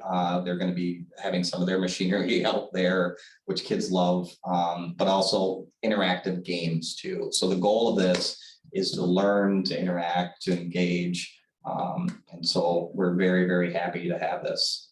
Be sure that, an opportunity to promote, this is election day. St. Stephen's and the community center, Perfect, and people vote. perfect. So if you put signs up in very visible places at St. Stephen's Church, we can take, which one? I'm gonna say Stevens, Yes, are you the morning shift or after? morning. Yeah, so if you get us some, I don't know if. The pastors and she's on the Chiefs Roundtable group, so I will talk to the pastor. She, I'm sure, will happily post this for us. The other one to do it is the new church that's down. Okay. I can give you a list of things, and I can help you post. Is somebody going to take like the cans and places like Yeah. that? Our he doesn't know it yet, but yeah, I'm sure he's our community relations officer.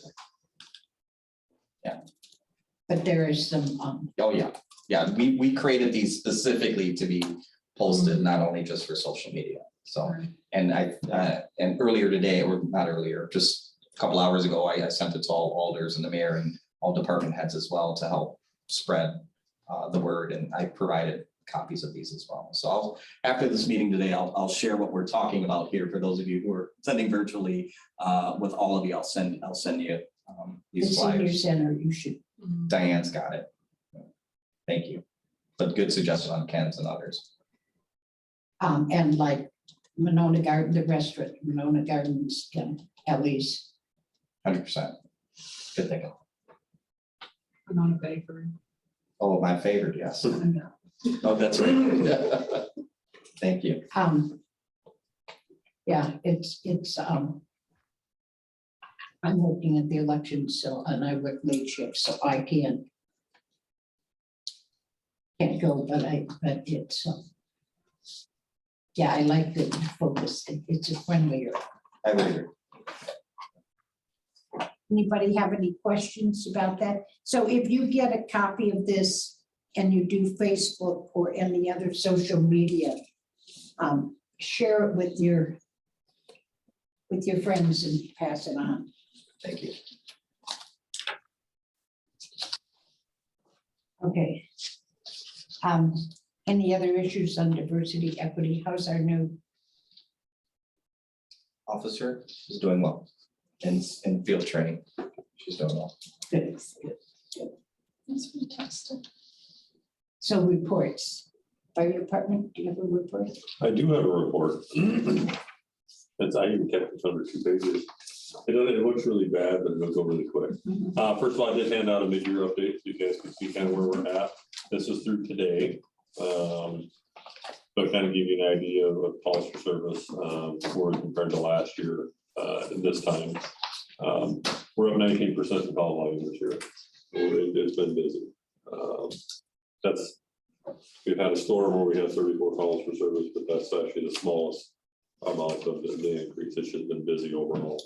Why have fire calls jumped so high compared to EMS calls? We're actually getting better responses on our EMS calls. So if you look, I divided it out into EMS Assist and non-EMS calls. So the EMS Assist calls, we're actually getting better response, but that number is misleading because it could be just me responding. Like today, as an example, I have 2 people in the medic and that's it. So if there's an EMS call, I go, it counts in the fire response. It could be Dan going by himself because he's all the time, like tonight he's the OIC, he's all there is along with 2 medics that are on tonight. So every time that we assign fire, it generates a call for the fire department. So all of our volunteers pages go off, the I responding goes off, all that happens. So it looks like a large number, a lot of that is more single response. So it's busy.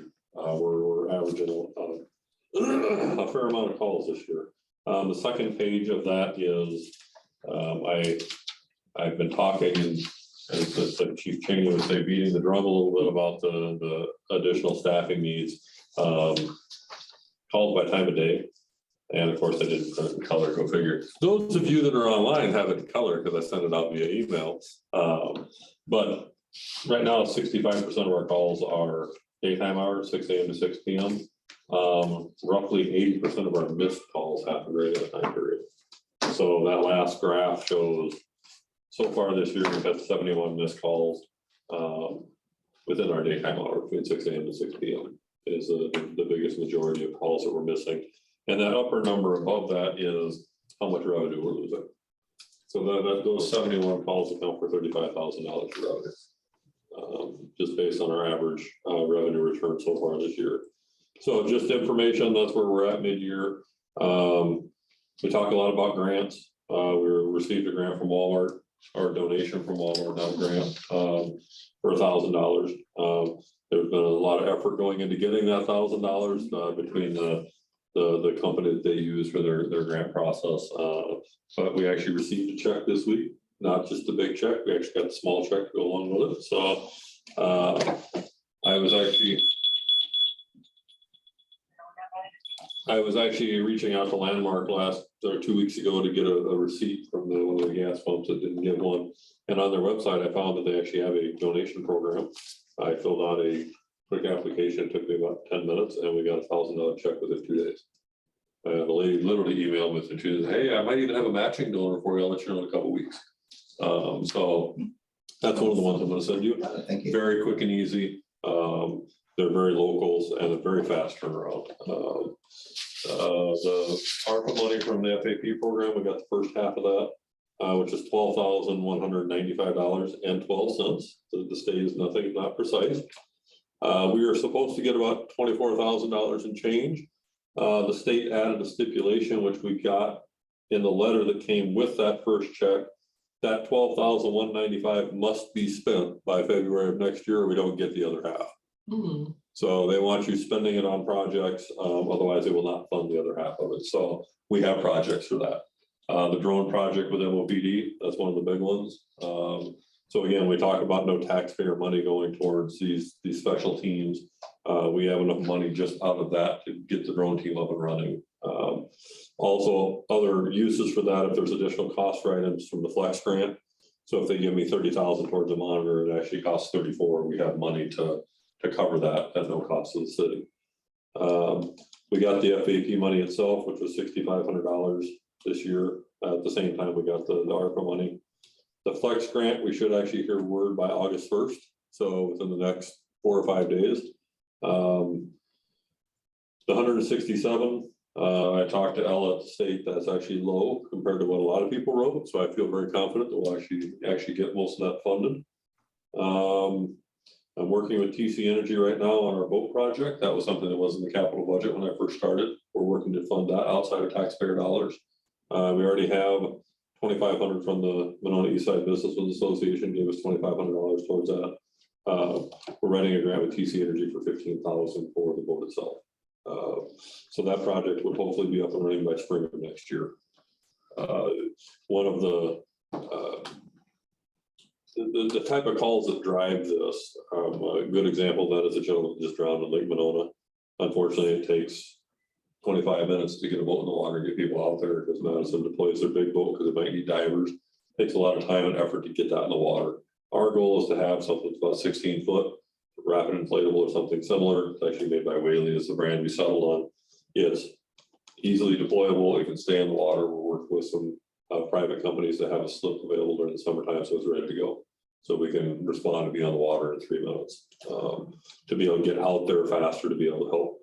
If all we do is get them help until bigger boats get there, that's fine. But that's the goal with this project, is to get more responders on the water as quickly as possible. For those that aren't aware, Dane County has pulled their boat off of Lake Monona. They no longer have a boat stationed on Monona. There's one on Mendota, one at Kegonsa. The one that was stationed here is now a flex boat, so they put it in the water wherever they feel it's needed. So if there's one needed in Monona, they'll deploy one in Monona. But again, it takes time to actually get the boat in the water. So our goal is to be able to get on the water in the areas that we cover, and not have to stand on shore watching for 20 minutes waiting for the boat to get put in the water and head our way when the person's 200 feet from us, then we can't get to them. State highway fund reimbursements, that's a fun one. 2 weeks ago, I sent out 17 letters. It's been a very busy year for car accidents, even before the flex lane went live. Out of the 17, I've had 12 phone calls from insurance companies. I've had one returned, unable to forward. That one actually got submitted to the state. Another one got forwarded to the insurance company, was returned.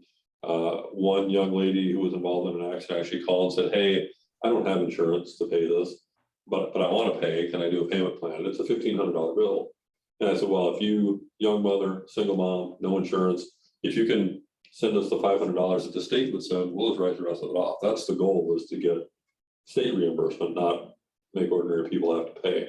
She actually sent us a check within a week for $500, and I wrote off the rest of the invoice. Wow. But we've also already submitted an additional 11 to the state that we don't have information on. We wait for our police reports from our wonderful police department, and a lot of times they don't have insurance. We're unable to find who caused the accident. It may be an unfounded accident, anything like that, we can send right to the state. And just since July 1st, I did all this on June 27th, I got all these forwarded. We've had 7 more accidents since July 1st that qualify for state reimbursement. So far How is the blade working? it's working. They turn it on and off. There's a lot of debris, and they try their best to clean it up. Yeah. Daily. So far, we've actually sent out for a total of 35 accidents for state reimbursement or insurance reimbursement. So budget wise, when we talk about budget money, we budget $8,000 in public safety aids. That's about 18 grand instead of the 8,000. So we'll be over budget on that. Understand that comes at a cost. That's a cost of 4 days of my work to do that, where I don't do anything else. So roughly 40% of my time is spent on EMS billing alone, just processing EMS billing. But because of that, we're going to be $70,000 over on revenue this year. We're over last year, and actually over our budgeted amount. So all of our folks are working to we understand the budget crunch the city has. We're doing our best to do our part as well. Also, one of the things that I've been working on, but I haven't had a chance to until this month, fire alarms are a big problem in the city of Winona. Multiple fire alarms are a really big problem. Walmart's a big generator of that. Taco Bell is a huge generator of that. 855 East Broadway. We've identified 4, just in a quick look, that have exceeded the 3 alarm response level in ordinance by 8, 9, 10 alarms already this year. It's a rolling 12-month period. So I've actually got invoices for $2,500 in fee revenue to come in. That's going to go out just for 4 companies. So once you exceed 3 fire alarm calls that are false alarms in a 12-month period, it's $100 an alarm. And it's set as a fee, not as a citation, so I can literally just send an invoice out. So we're gonna be doing that in the next week or so. Can I just pause there and say, not only does fire go out, police often goes to these as well. Every So- single time for fire alarms, because we don't know what we're gonna get. The one time we don't send police or we don't go when we're supposed to, we're gonna have a fire. Anybody that's been around long enough to remember the Central States frozen warehouse fire. That started with a fire alarm at the city of Madison that they went and didn't see anything and returned back to Fire Station 5. And the fire continued to build unnoticed until it set off an additional set of alarms, set off the sprinkler system, and by then it was too late and they lost millions. So we treat every fire alarm like it's fire until we get there or somebody gets there. So PD responds on all of those, which thankfully, because they get there very quickly. And usually can tell us whether there's anything showing, if there's anything else going on that so we don't have to come screaming down Winona Drive. And what can a business do to prevent that from happening? Maintain their fire alarm systems, and most of them don't. They have to have an annual inspection, clean the detectors, go places like Walmart. The most of the fire alarms come from the sprinkler system because of the type of system that they have. So, And it's $100 per alarm occurrence after 3. as opposed to 500. I mean, Oh, that's like, I'm working on ordinance revisions, trust me. okay, There is no escalator built in currently, but there will be. thank you. I have one from Appleton that is very punitive. Once you get past about 6 alarms in a year, it's up to $1,000 an alarm. Well, even less than 6, I would vote to, I mean, And- this is insane. And PD can explore that with burglar alarms. Yes, absolutely. So just so you're aware of it, Thank I you. like to let everybody know in case you get phone calls from people like, what the hell is this? It's 4 Yeah. companies that are gonna be getting invoices. I was up at a conference last week, we're working on consolidating software packages again, budget wise. It's gonna be about the same cost as what we spend now, but we're actually gonna be adding a couple of things that we don't currently have that we've been exploring, trying to find software for pre-planning, that sort of thing. So currently we have about 6 different software packages to do between scheduling, alerting, our patient care reports, our inspection software. All those are different things. We're going to consolidate under a single umbrella. One company, modules for everything. There actually will be a cost savings, but it allows everything to interact as opposed to I am responding, which is what we have on our phone for our volunteers, doesn't interact with my patient care software. It doesn't interact with our pre-planning. Our scheduling software doesn't interact with anything. So we're going to try and consolidate into a single software, which we currently use for fire inspections and our EPCR.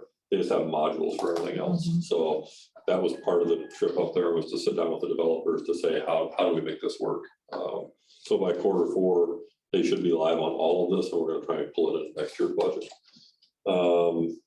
Policies, Lexipol, all the administrative policies have been created. We're working through, we're starting on operational policies and procedures.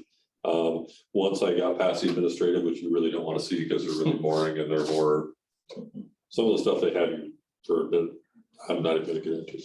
Anything operational wise, I'm happy to provide a digest to this group on a regular basis on what policies are being updated. You may not be interested in the specific policy language, but I can at least give you an idea of what policies we're working on. So you can see that the progress is being made on them.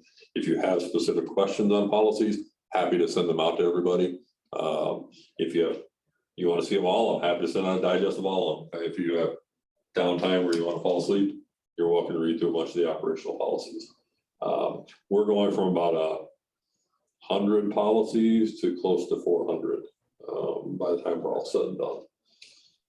Gary, Yes. I get a question. What does it cost to maintain a fire alarm system in a Exactly, that's commercial what building? An annual fire alarm inspection runs them about $200. Oh, jeez. I can tell you stories on that. I have actually been to court over somebody who refused to have a fire extinguisher serviced on an annual basis. One fire extinguisher, which would cost $15. We went to court and ended up with almost $40,000 in fees over one fire extinguisher. So the companies just don't, unfortunately. So we're in the middle of some ordinance revisions and updates that will address some of that, hopefully.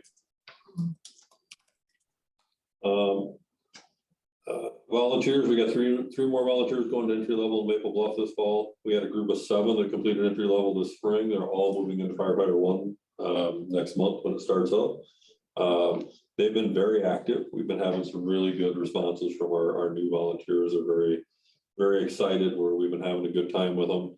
I'm going to finish up here real quick. Just so you're aware, I talk about conferences a lot. So to give you an idea of what I do for myself, I've attended over 60 classes this year. DEI, recruitment and retention, financing the fire service. I've got sustainability, active threat management. We cover the gamut. But when it comes to budget time, when it comes to, well, you've been to 65 classes, that's just me. So far I've sent, I think, 16 members to different conferences, classes around the state. I took 4 people out to FDIC in Indianapolis with me. They did an awesome job. We'll be doing that again. They get reimbursed. I get reimbursed for that. So their attendance was free at the conference we're going to participate in. I cover half of those conferences myself out of pocket. So the city, for those 65 classes, it's cost the city about $3 grand. That's hotel, that's travel, that's conference. That's what it's cost the city for those classes for me to go. I also utilized Deer Grove, Image Trends Conference last week that I was at. All the city paid for was my hotel room. Deer Grove paid for the conference because I utilized it to eat with them as well. I paid for the travel myself.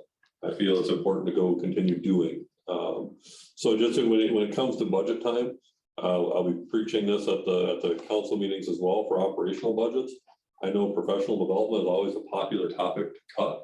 That what do you need $15,000 for? This is what we need $15,000 for. I sent 6 firefighters up to the state firefighters conference this year. Cost me $1,200 to send them up there. I sent Chief Eckloff and Captain Byer up to the fire chiefs conference this year. I'm sending Captain Strasburg to the fire inspectors conference next month. So we send and we do, and so when it comes to professional development, you'll see I will probably actually add to that line item next year because everything's going up, unfortunately. FDC, to give you an idea for FDIC, the 3 women that we took out there and myself that went out there, we could do like every other department in the world and get a hotel room out there. Everybody does conference hotel rooms, and they can share a room and all that. Those rooms are $300 a night. Instead, I got them an Airbnb that cost us $900 for the entire time for them to be out there. Which I will say, it was funny because one of my full-time staff was like, well, Chief, we've got an extra bedroom. I'm like, no, that's good. I actually stayed in an Airbnb myself across the river in Indianapolis, which is not my wife and I were a little bit worried. I first rolled up and I'm like, don't know about this neighborhood here, but it cost me $50 a night. And it actually ended up being a nice, it was actually very nice. I actually went out and visited with some of the neighbors when I would come home after the conference. It was great. We're always looking for ways to save the city money, but also send our people, because all told, we probably attended 200 classes this year on a $12,000 professional development budget. And that's volunteers that are going on their own dime, and we're just paying for a conference and hotel. So really wanted to highlight that our volunteers do a lot. Last thing is sustainability beyond the small engine replacement. I actually met with Demers Braun 3 weeks ago. We're discussing an electric option for ambulances. It's made by a company called Lion. It won't be ready for this ambulance, but we're hoping for the next one that the chassis will be all electric. For a city of our size and what we do, it makes a lot of sense. As long as we have the infrastructure to be able to do that. And what sort of infrastructure? the charging infrastructure. I don't know if I'd be willing to try and install that in the existing fire station or not. Unless we want urban renewal with that fire station because of overloading the network down there. So, but that's all I've got. So I'm happy to answer any questions and Do you have any estimation on how professional development as a capital expense affects your operating expense? Or it's not a capital budget? expense. It's not. It's an Operating budget, I'm yeah. sorry. But I guess what I'm saying is, I think that as employee reward, salaries alone are not always the number one reason people come and work for anyone. And I guess I'm just trying to say that I think it's smart money spent for employee attraction and retention. Well, I can tell you when I started, what that budget went to previously, roughly $9,500 a year, $10,000 a year was for somebody to come in and do a paramedic refresher for a full-time staff. Yeah. And we've changed that. They come and attend our training monthly, and that is enough to satisfy a refresher. So we were able to take that money at no additional cost to the city and basically spread that out and say, hey, we can go do this stuff now. You're interested, talk to your lieutenant, talk to your captain, we'll get you a conference. And we try and send a lot of people to local state conferences, so we keep our money in state. We sent, I think, 5 people down to Lake Geneva in the last year. Last minute for an EMS conference, they had an absolute blast. It cost us a total of $150 per person. But if 3 volunteers and 2 full-time staff went down, they had an absolute blast. Makes them better employees as far as I'm concerned, either volunteer or full-time. It just makes them better. So yes, absolutely. Thank you. The soft stuff makes the hard stuff happen in just about so many areas of life, right? Nice job. Yes. Thank you. No, I'm having a blast. So Chief, I do have a question though about a handout that with the graphs and charts, and I just want to make sure I understand this correctly. Calls and revenue missed. I'm understanding that for every 6 months, about $85,000 is missed. yes. And why, what is one of the number one reasons why the call is missed? Is Because just we're we already don't out. have people available to go. Yeah, Okay, generally it's because our ambulance is already out. okay, That's strictly missed EMS. okay. And it's generally we get hit with 2 at a time or 3 at a time. So how does mutual aid play into that? Are we out on other calls on mutual aid or other communities coming in? So when it's a call that missed, it's one we don't respond to, but it's. Correct. It's generally our call that we're missing.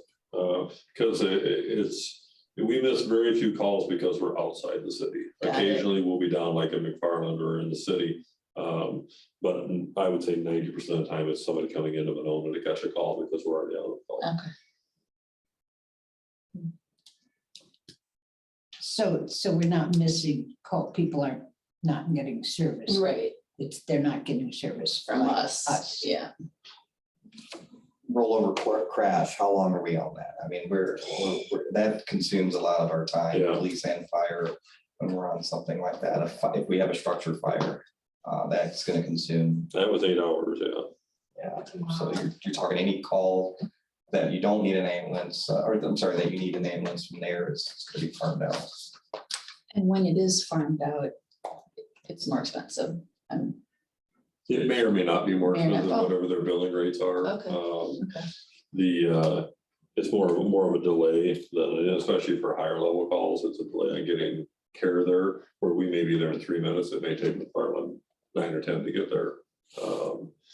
If City 14 is in service, which is just out off them, right, they might be there in 5 or 6 minutes. Sure. Any questions? Moving right along. Thank you. Good job, Chief. PD's been busy as well. Just looking at our numbers just for the month of June alone, 1,159 calls and trending upwards, which is typical for the warmer months and summer. We are, for our size, we're a busy agency. And I share stories with my counterparts who work for larger communities by people, by volume, but certainly not by the types of calls that we go to and the number of calls we go to. On the topic of Winnequa Road, I'll address this by looking at a stat and that of all the calls that we go to, I'm proud of this crew with the limited numbers that they have. The number one call that shows up on my list here in the month of June, well, February, April, May, and June is a traffic stop. They're conducting traffic enforcement, and it's something that I've been pleading, begging, sort of bribing them to do, is to conduct more traffic, and they're doing it because they understand it's part of their job and it's a needed thing. And number one, if they're not doing it, guess what they're going to go to as a result? A traffic crash, right? If people aren't getting the message to slow down around here, they're just going to have to do the cleanup work anyway, and it's the right thing to do. That's what I should start by saying. So I'm really proud of the work that all of them are doing. A lot of calls. Are we, question, Yes, answer. when you do traffic stops, sometimes that results in a ticket being issued. Mhm.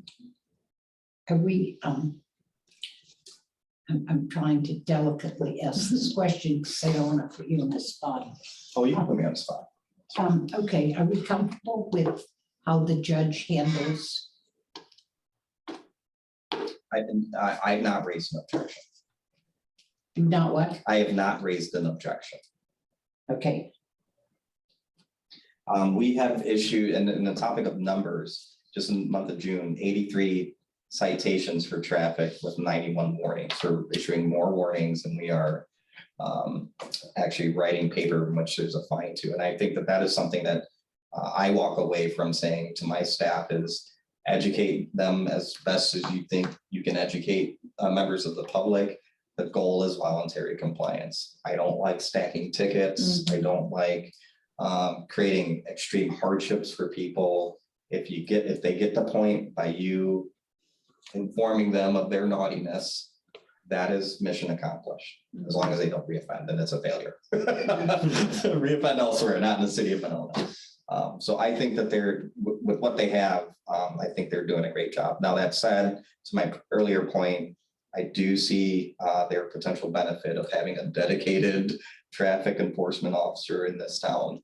Beltline alone, Winnequa alone, Monona Drive alone. I keep my radar and my squad going all the time when I'm going to and fro. It is challenging not to stop every other car out there. Wow. So you balance the need to do more enforcement so that people get the hint with, you don't want to be some of those communities in which you're afraid and trembling to go one over the limit, right? With the calls at Walmart, with the calls on the Beltline, with all these other calls that these officers go to. So anyways. Any For questions? regular traveler through Rosendale, I appreciate that. I didn't want a name that said Seriously. community. No.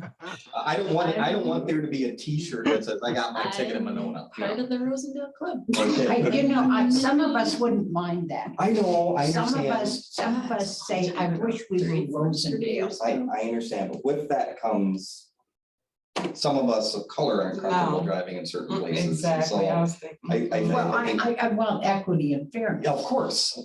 And particularly. Not to say that Rosendale is that city. I just want to put that on the record. Well, I'll put it on, I mean, everybody slows down when they go through those, we all know that.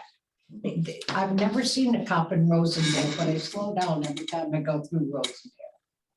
Right. And Columbus is the same thing. Right. Never seen a cop, but I've never speeded in Columbus because somehow the word has gotten out. Where are the corridors where most people are speeding?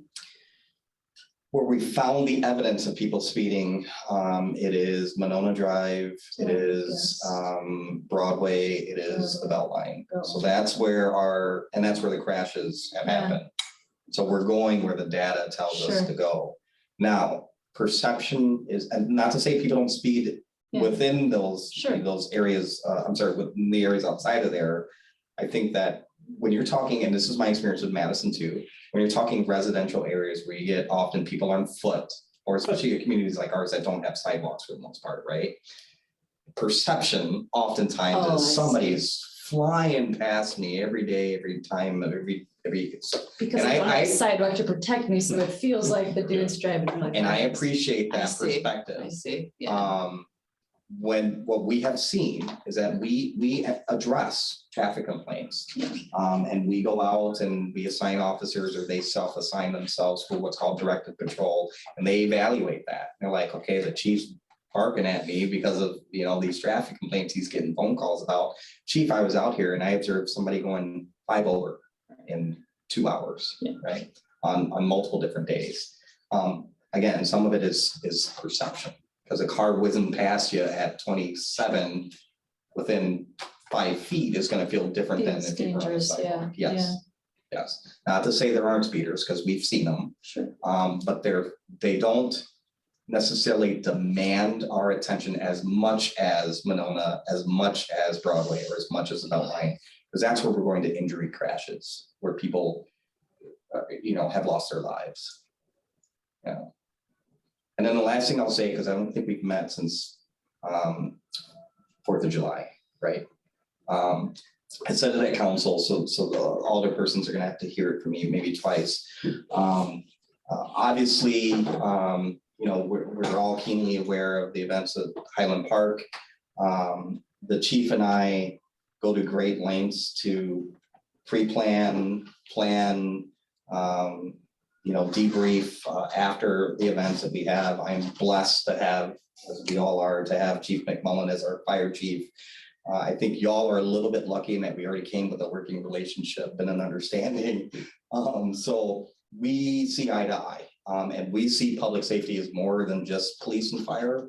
Every department, every city staffer here plays some role in that. And so everyone plays a hand.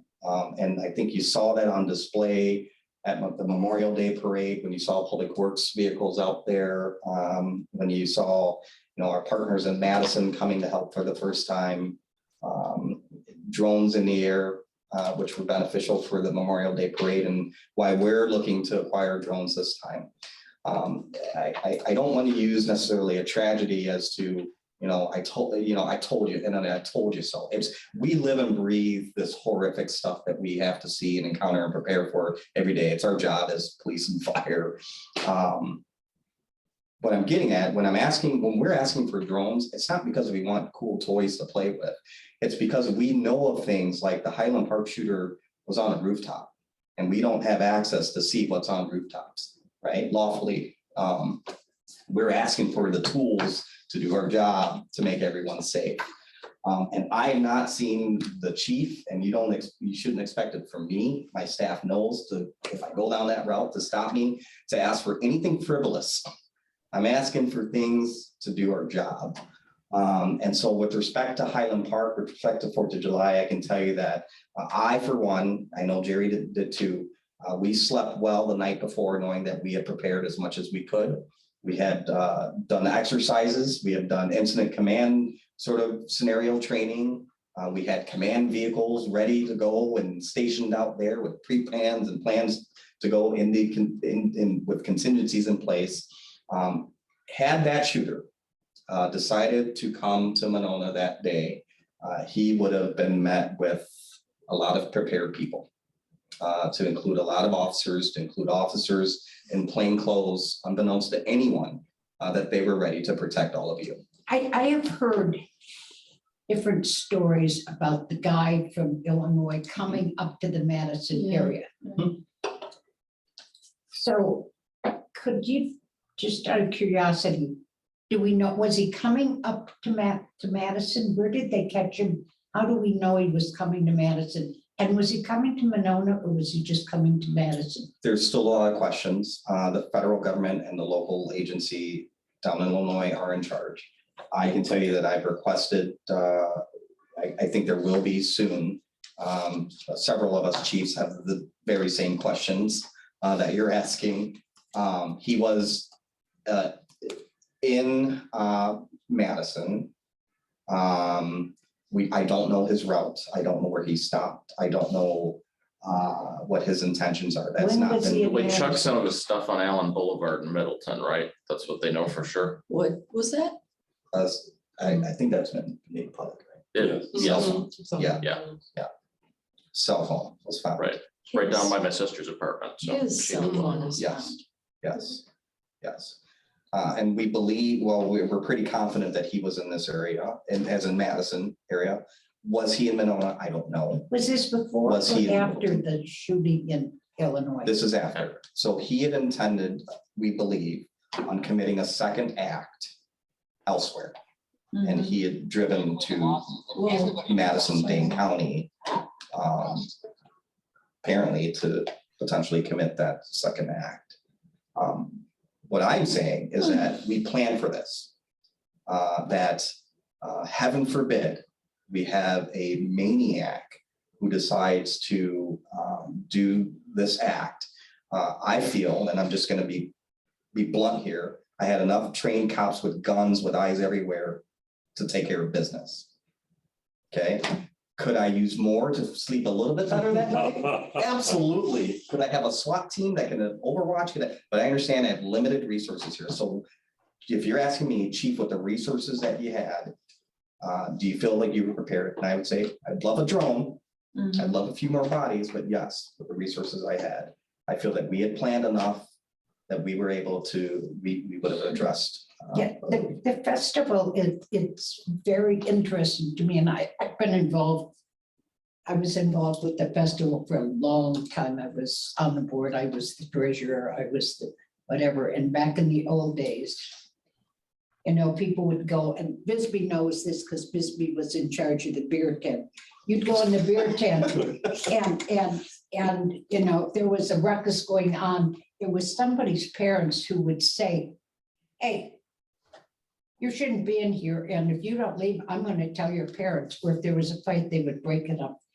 Times, and it was focus, the focus was on Monona families and Monona people. The dynamics have changed such that the kind of, this is not a criticism, but it's the kind of activities that they have, the bands that they have cater to bringing in a demographic of a certain age level that come from outside of the community.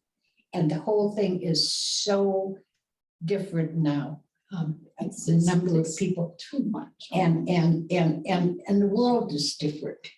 And so it used to be this fun little, you know, have a nice weekend with your children and family friendly and affordable to, you know, bringing every, from very good to very bad people in there. And you guys have to deal with that. And it's just changed so dramatically. It works, it provides the fireworks.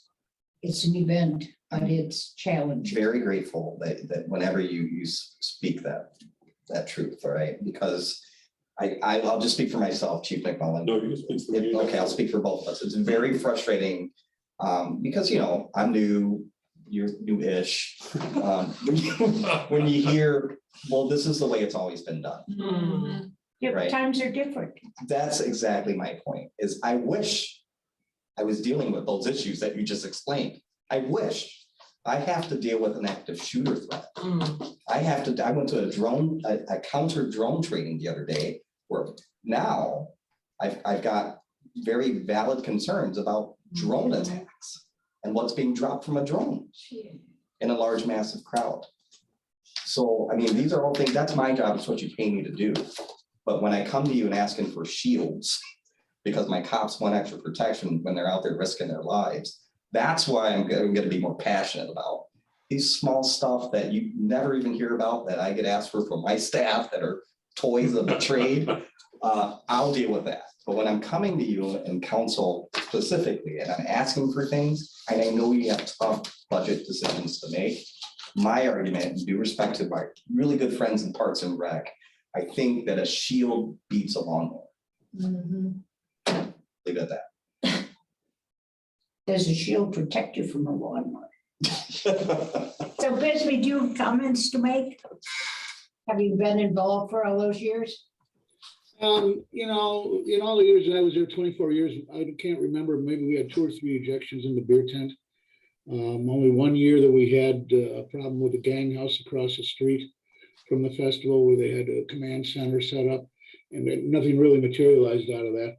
I know we've had some problems with some youth gangs down at the carnival, but the festival's tried diligently to bring in a carnival that doesn't attract teenagers. And that's why you don't see the rides that you'll see out in Cottage Grove or at the Dane County Fair. It's generally geared towards a much younger kids. And as a result, we feel we don't get the problems that way. But Monona PD has been great in helping us, take care of any events that really happen. But, Wally always used to say, the previous police chief, we close at midnight. And he said that was the key. He said, nothing good happens after midnight.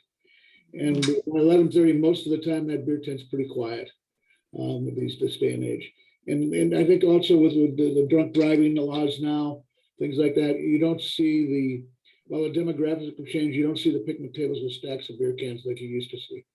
One of the reasons the festival's changed in terms of bands and things like that is it used to be the fireworks or the beer tent would cover all the costs for everything. That doesn't even begin to do that anymore. The cost of fireworks, cost of security, cost of porta potties, cost of insurance, materials and labor. All these things cost so much more money than they did when I started 24 years ago, as you very well know. And unfortunately, it's become a corporate business model now to keep that festival running. So the biggest part of the festival right now is getting donations from companies and things like that. That's really where the money's coming from. Because the fireworks alone are upwards of $20,000 to $25,000 alone. 24 years ago, they used to be $8,000 for basically the same show. So things have gone up dramatically, and unfortunately, the revenue from the beer has not gone up. I mean, the cost of beer. Well, what's interesting is the cost of a beer has gone up maybe 7% in 24 years. Cost of a can of beer. They just have not raised the prices like the other. Porta potties have gone up triple. Security, private security's gone up so on and so much. And I heard this year that you could, that a lemonade cost $8 if you wanted it on the Midway, non-alcoholic, but if you wanted a beer, it was $4. Yeah. I wouldn't doubt that. Does that tell you anything, folks, about? To Jim's point too, if I may, and I know we're going late here, but one of the things I often like to bring to the mayor and council members is I love we have these events that draw people to Monona, and I'm a fraternity man, and I love tradition and I love history. I think you have to weigh, okay, here's this event, here's the resources that we have. What needs to be changed? Can we keep doing the same with the same amount of resources? And some of our events are getting bigger, as Jim just spoke of, and all your Thomas just spoke of. Are we going to be able to have more marathons that come through Monona? The chief and I are shaking our heads no, if you can see it. We just don't have the resources to manage multiple events throughout the year. Do we have a policy on? There's no cap. And there should be. Right. Yeah, there's no problem. Correct. There's no cap. There should be a policy. I mean, John Q. Citizen could decide he wants to make some money and have a run and charge people money. And it costs us money for them to do it. Well, we charge for our services, but it's still it's a strain on staff, right? So Where you're ordering somebody to work it, or somebody has to backfill, or Jerry's got to find some resources from volunteer cadre for what? So maybe that's one of the things we need to look at is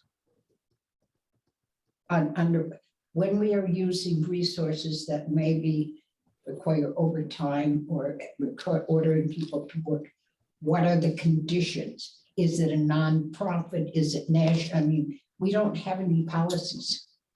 Okay. And maybe we need to look at that. I agree. And what I learned too is that we also have to look into a drone ordinance limiting where you and when you can, where a drone can take flight within certain areas. Well, I can't control once it's in the air, that's FAA regulation.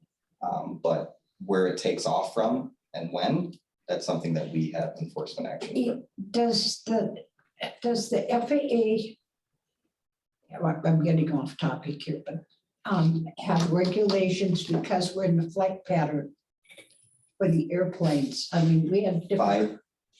So technically, they're in, well, as soon as that drone goes, it's outside and it lifts a foot off the ground, that's the FAA's domain. We are with, drones cannot fly within 5 miles, like, except if they have a waiver within 5 miles of an airport. Half of the city of Monona is within 5 miles of the Dane County Regional Airport.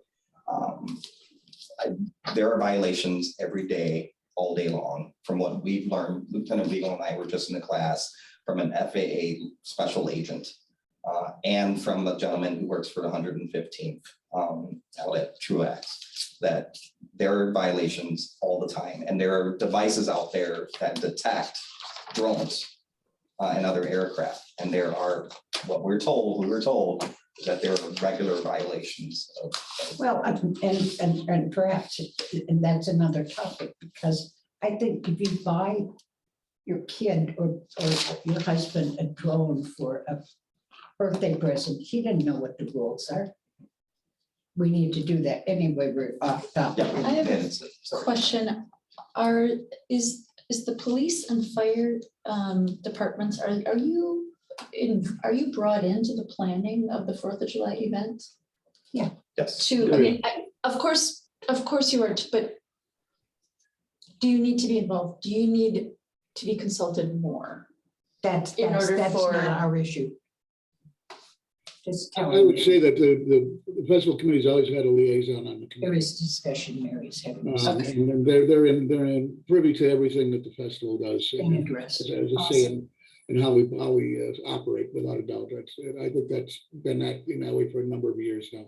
Thank you. Requires a fine dance. Yeah, I mean, not only that, we're in conjunction with Public Works, with the city administrator, with the mayor. I mean, virtually everybody in the city touches that festival, even though it's not, part of the city per se.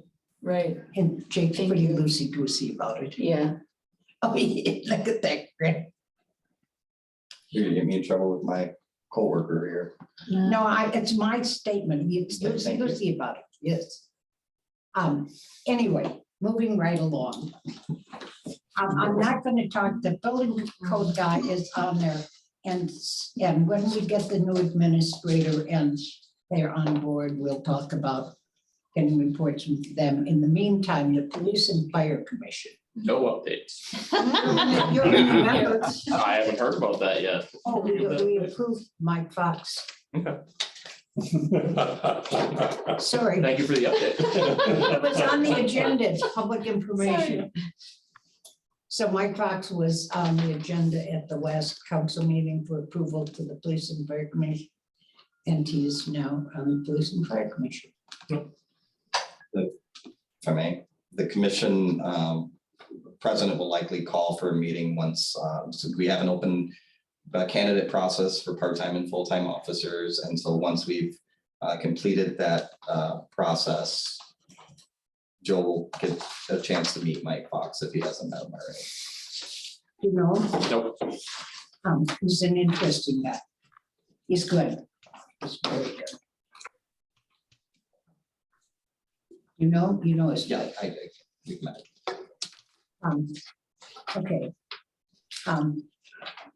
Next meeting is August 24th. Anybody care to make a motion to adjourn? Make a motion to adjourn? Second, Jim? Second. all those in favor? Aye. Aye. Opposed, we are adjourned. Thank you all. Thank you. Sorry it was a long meeting, but I hope it was interesting. Yeah, what you need. Especially Sarah and Kurt. Of course, it was very, yeah. Thanks for hanging in there, everyone. Thank you. Good night. Good night. Bye.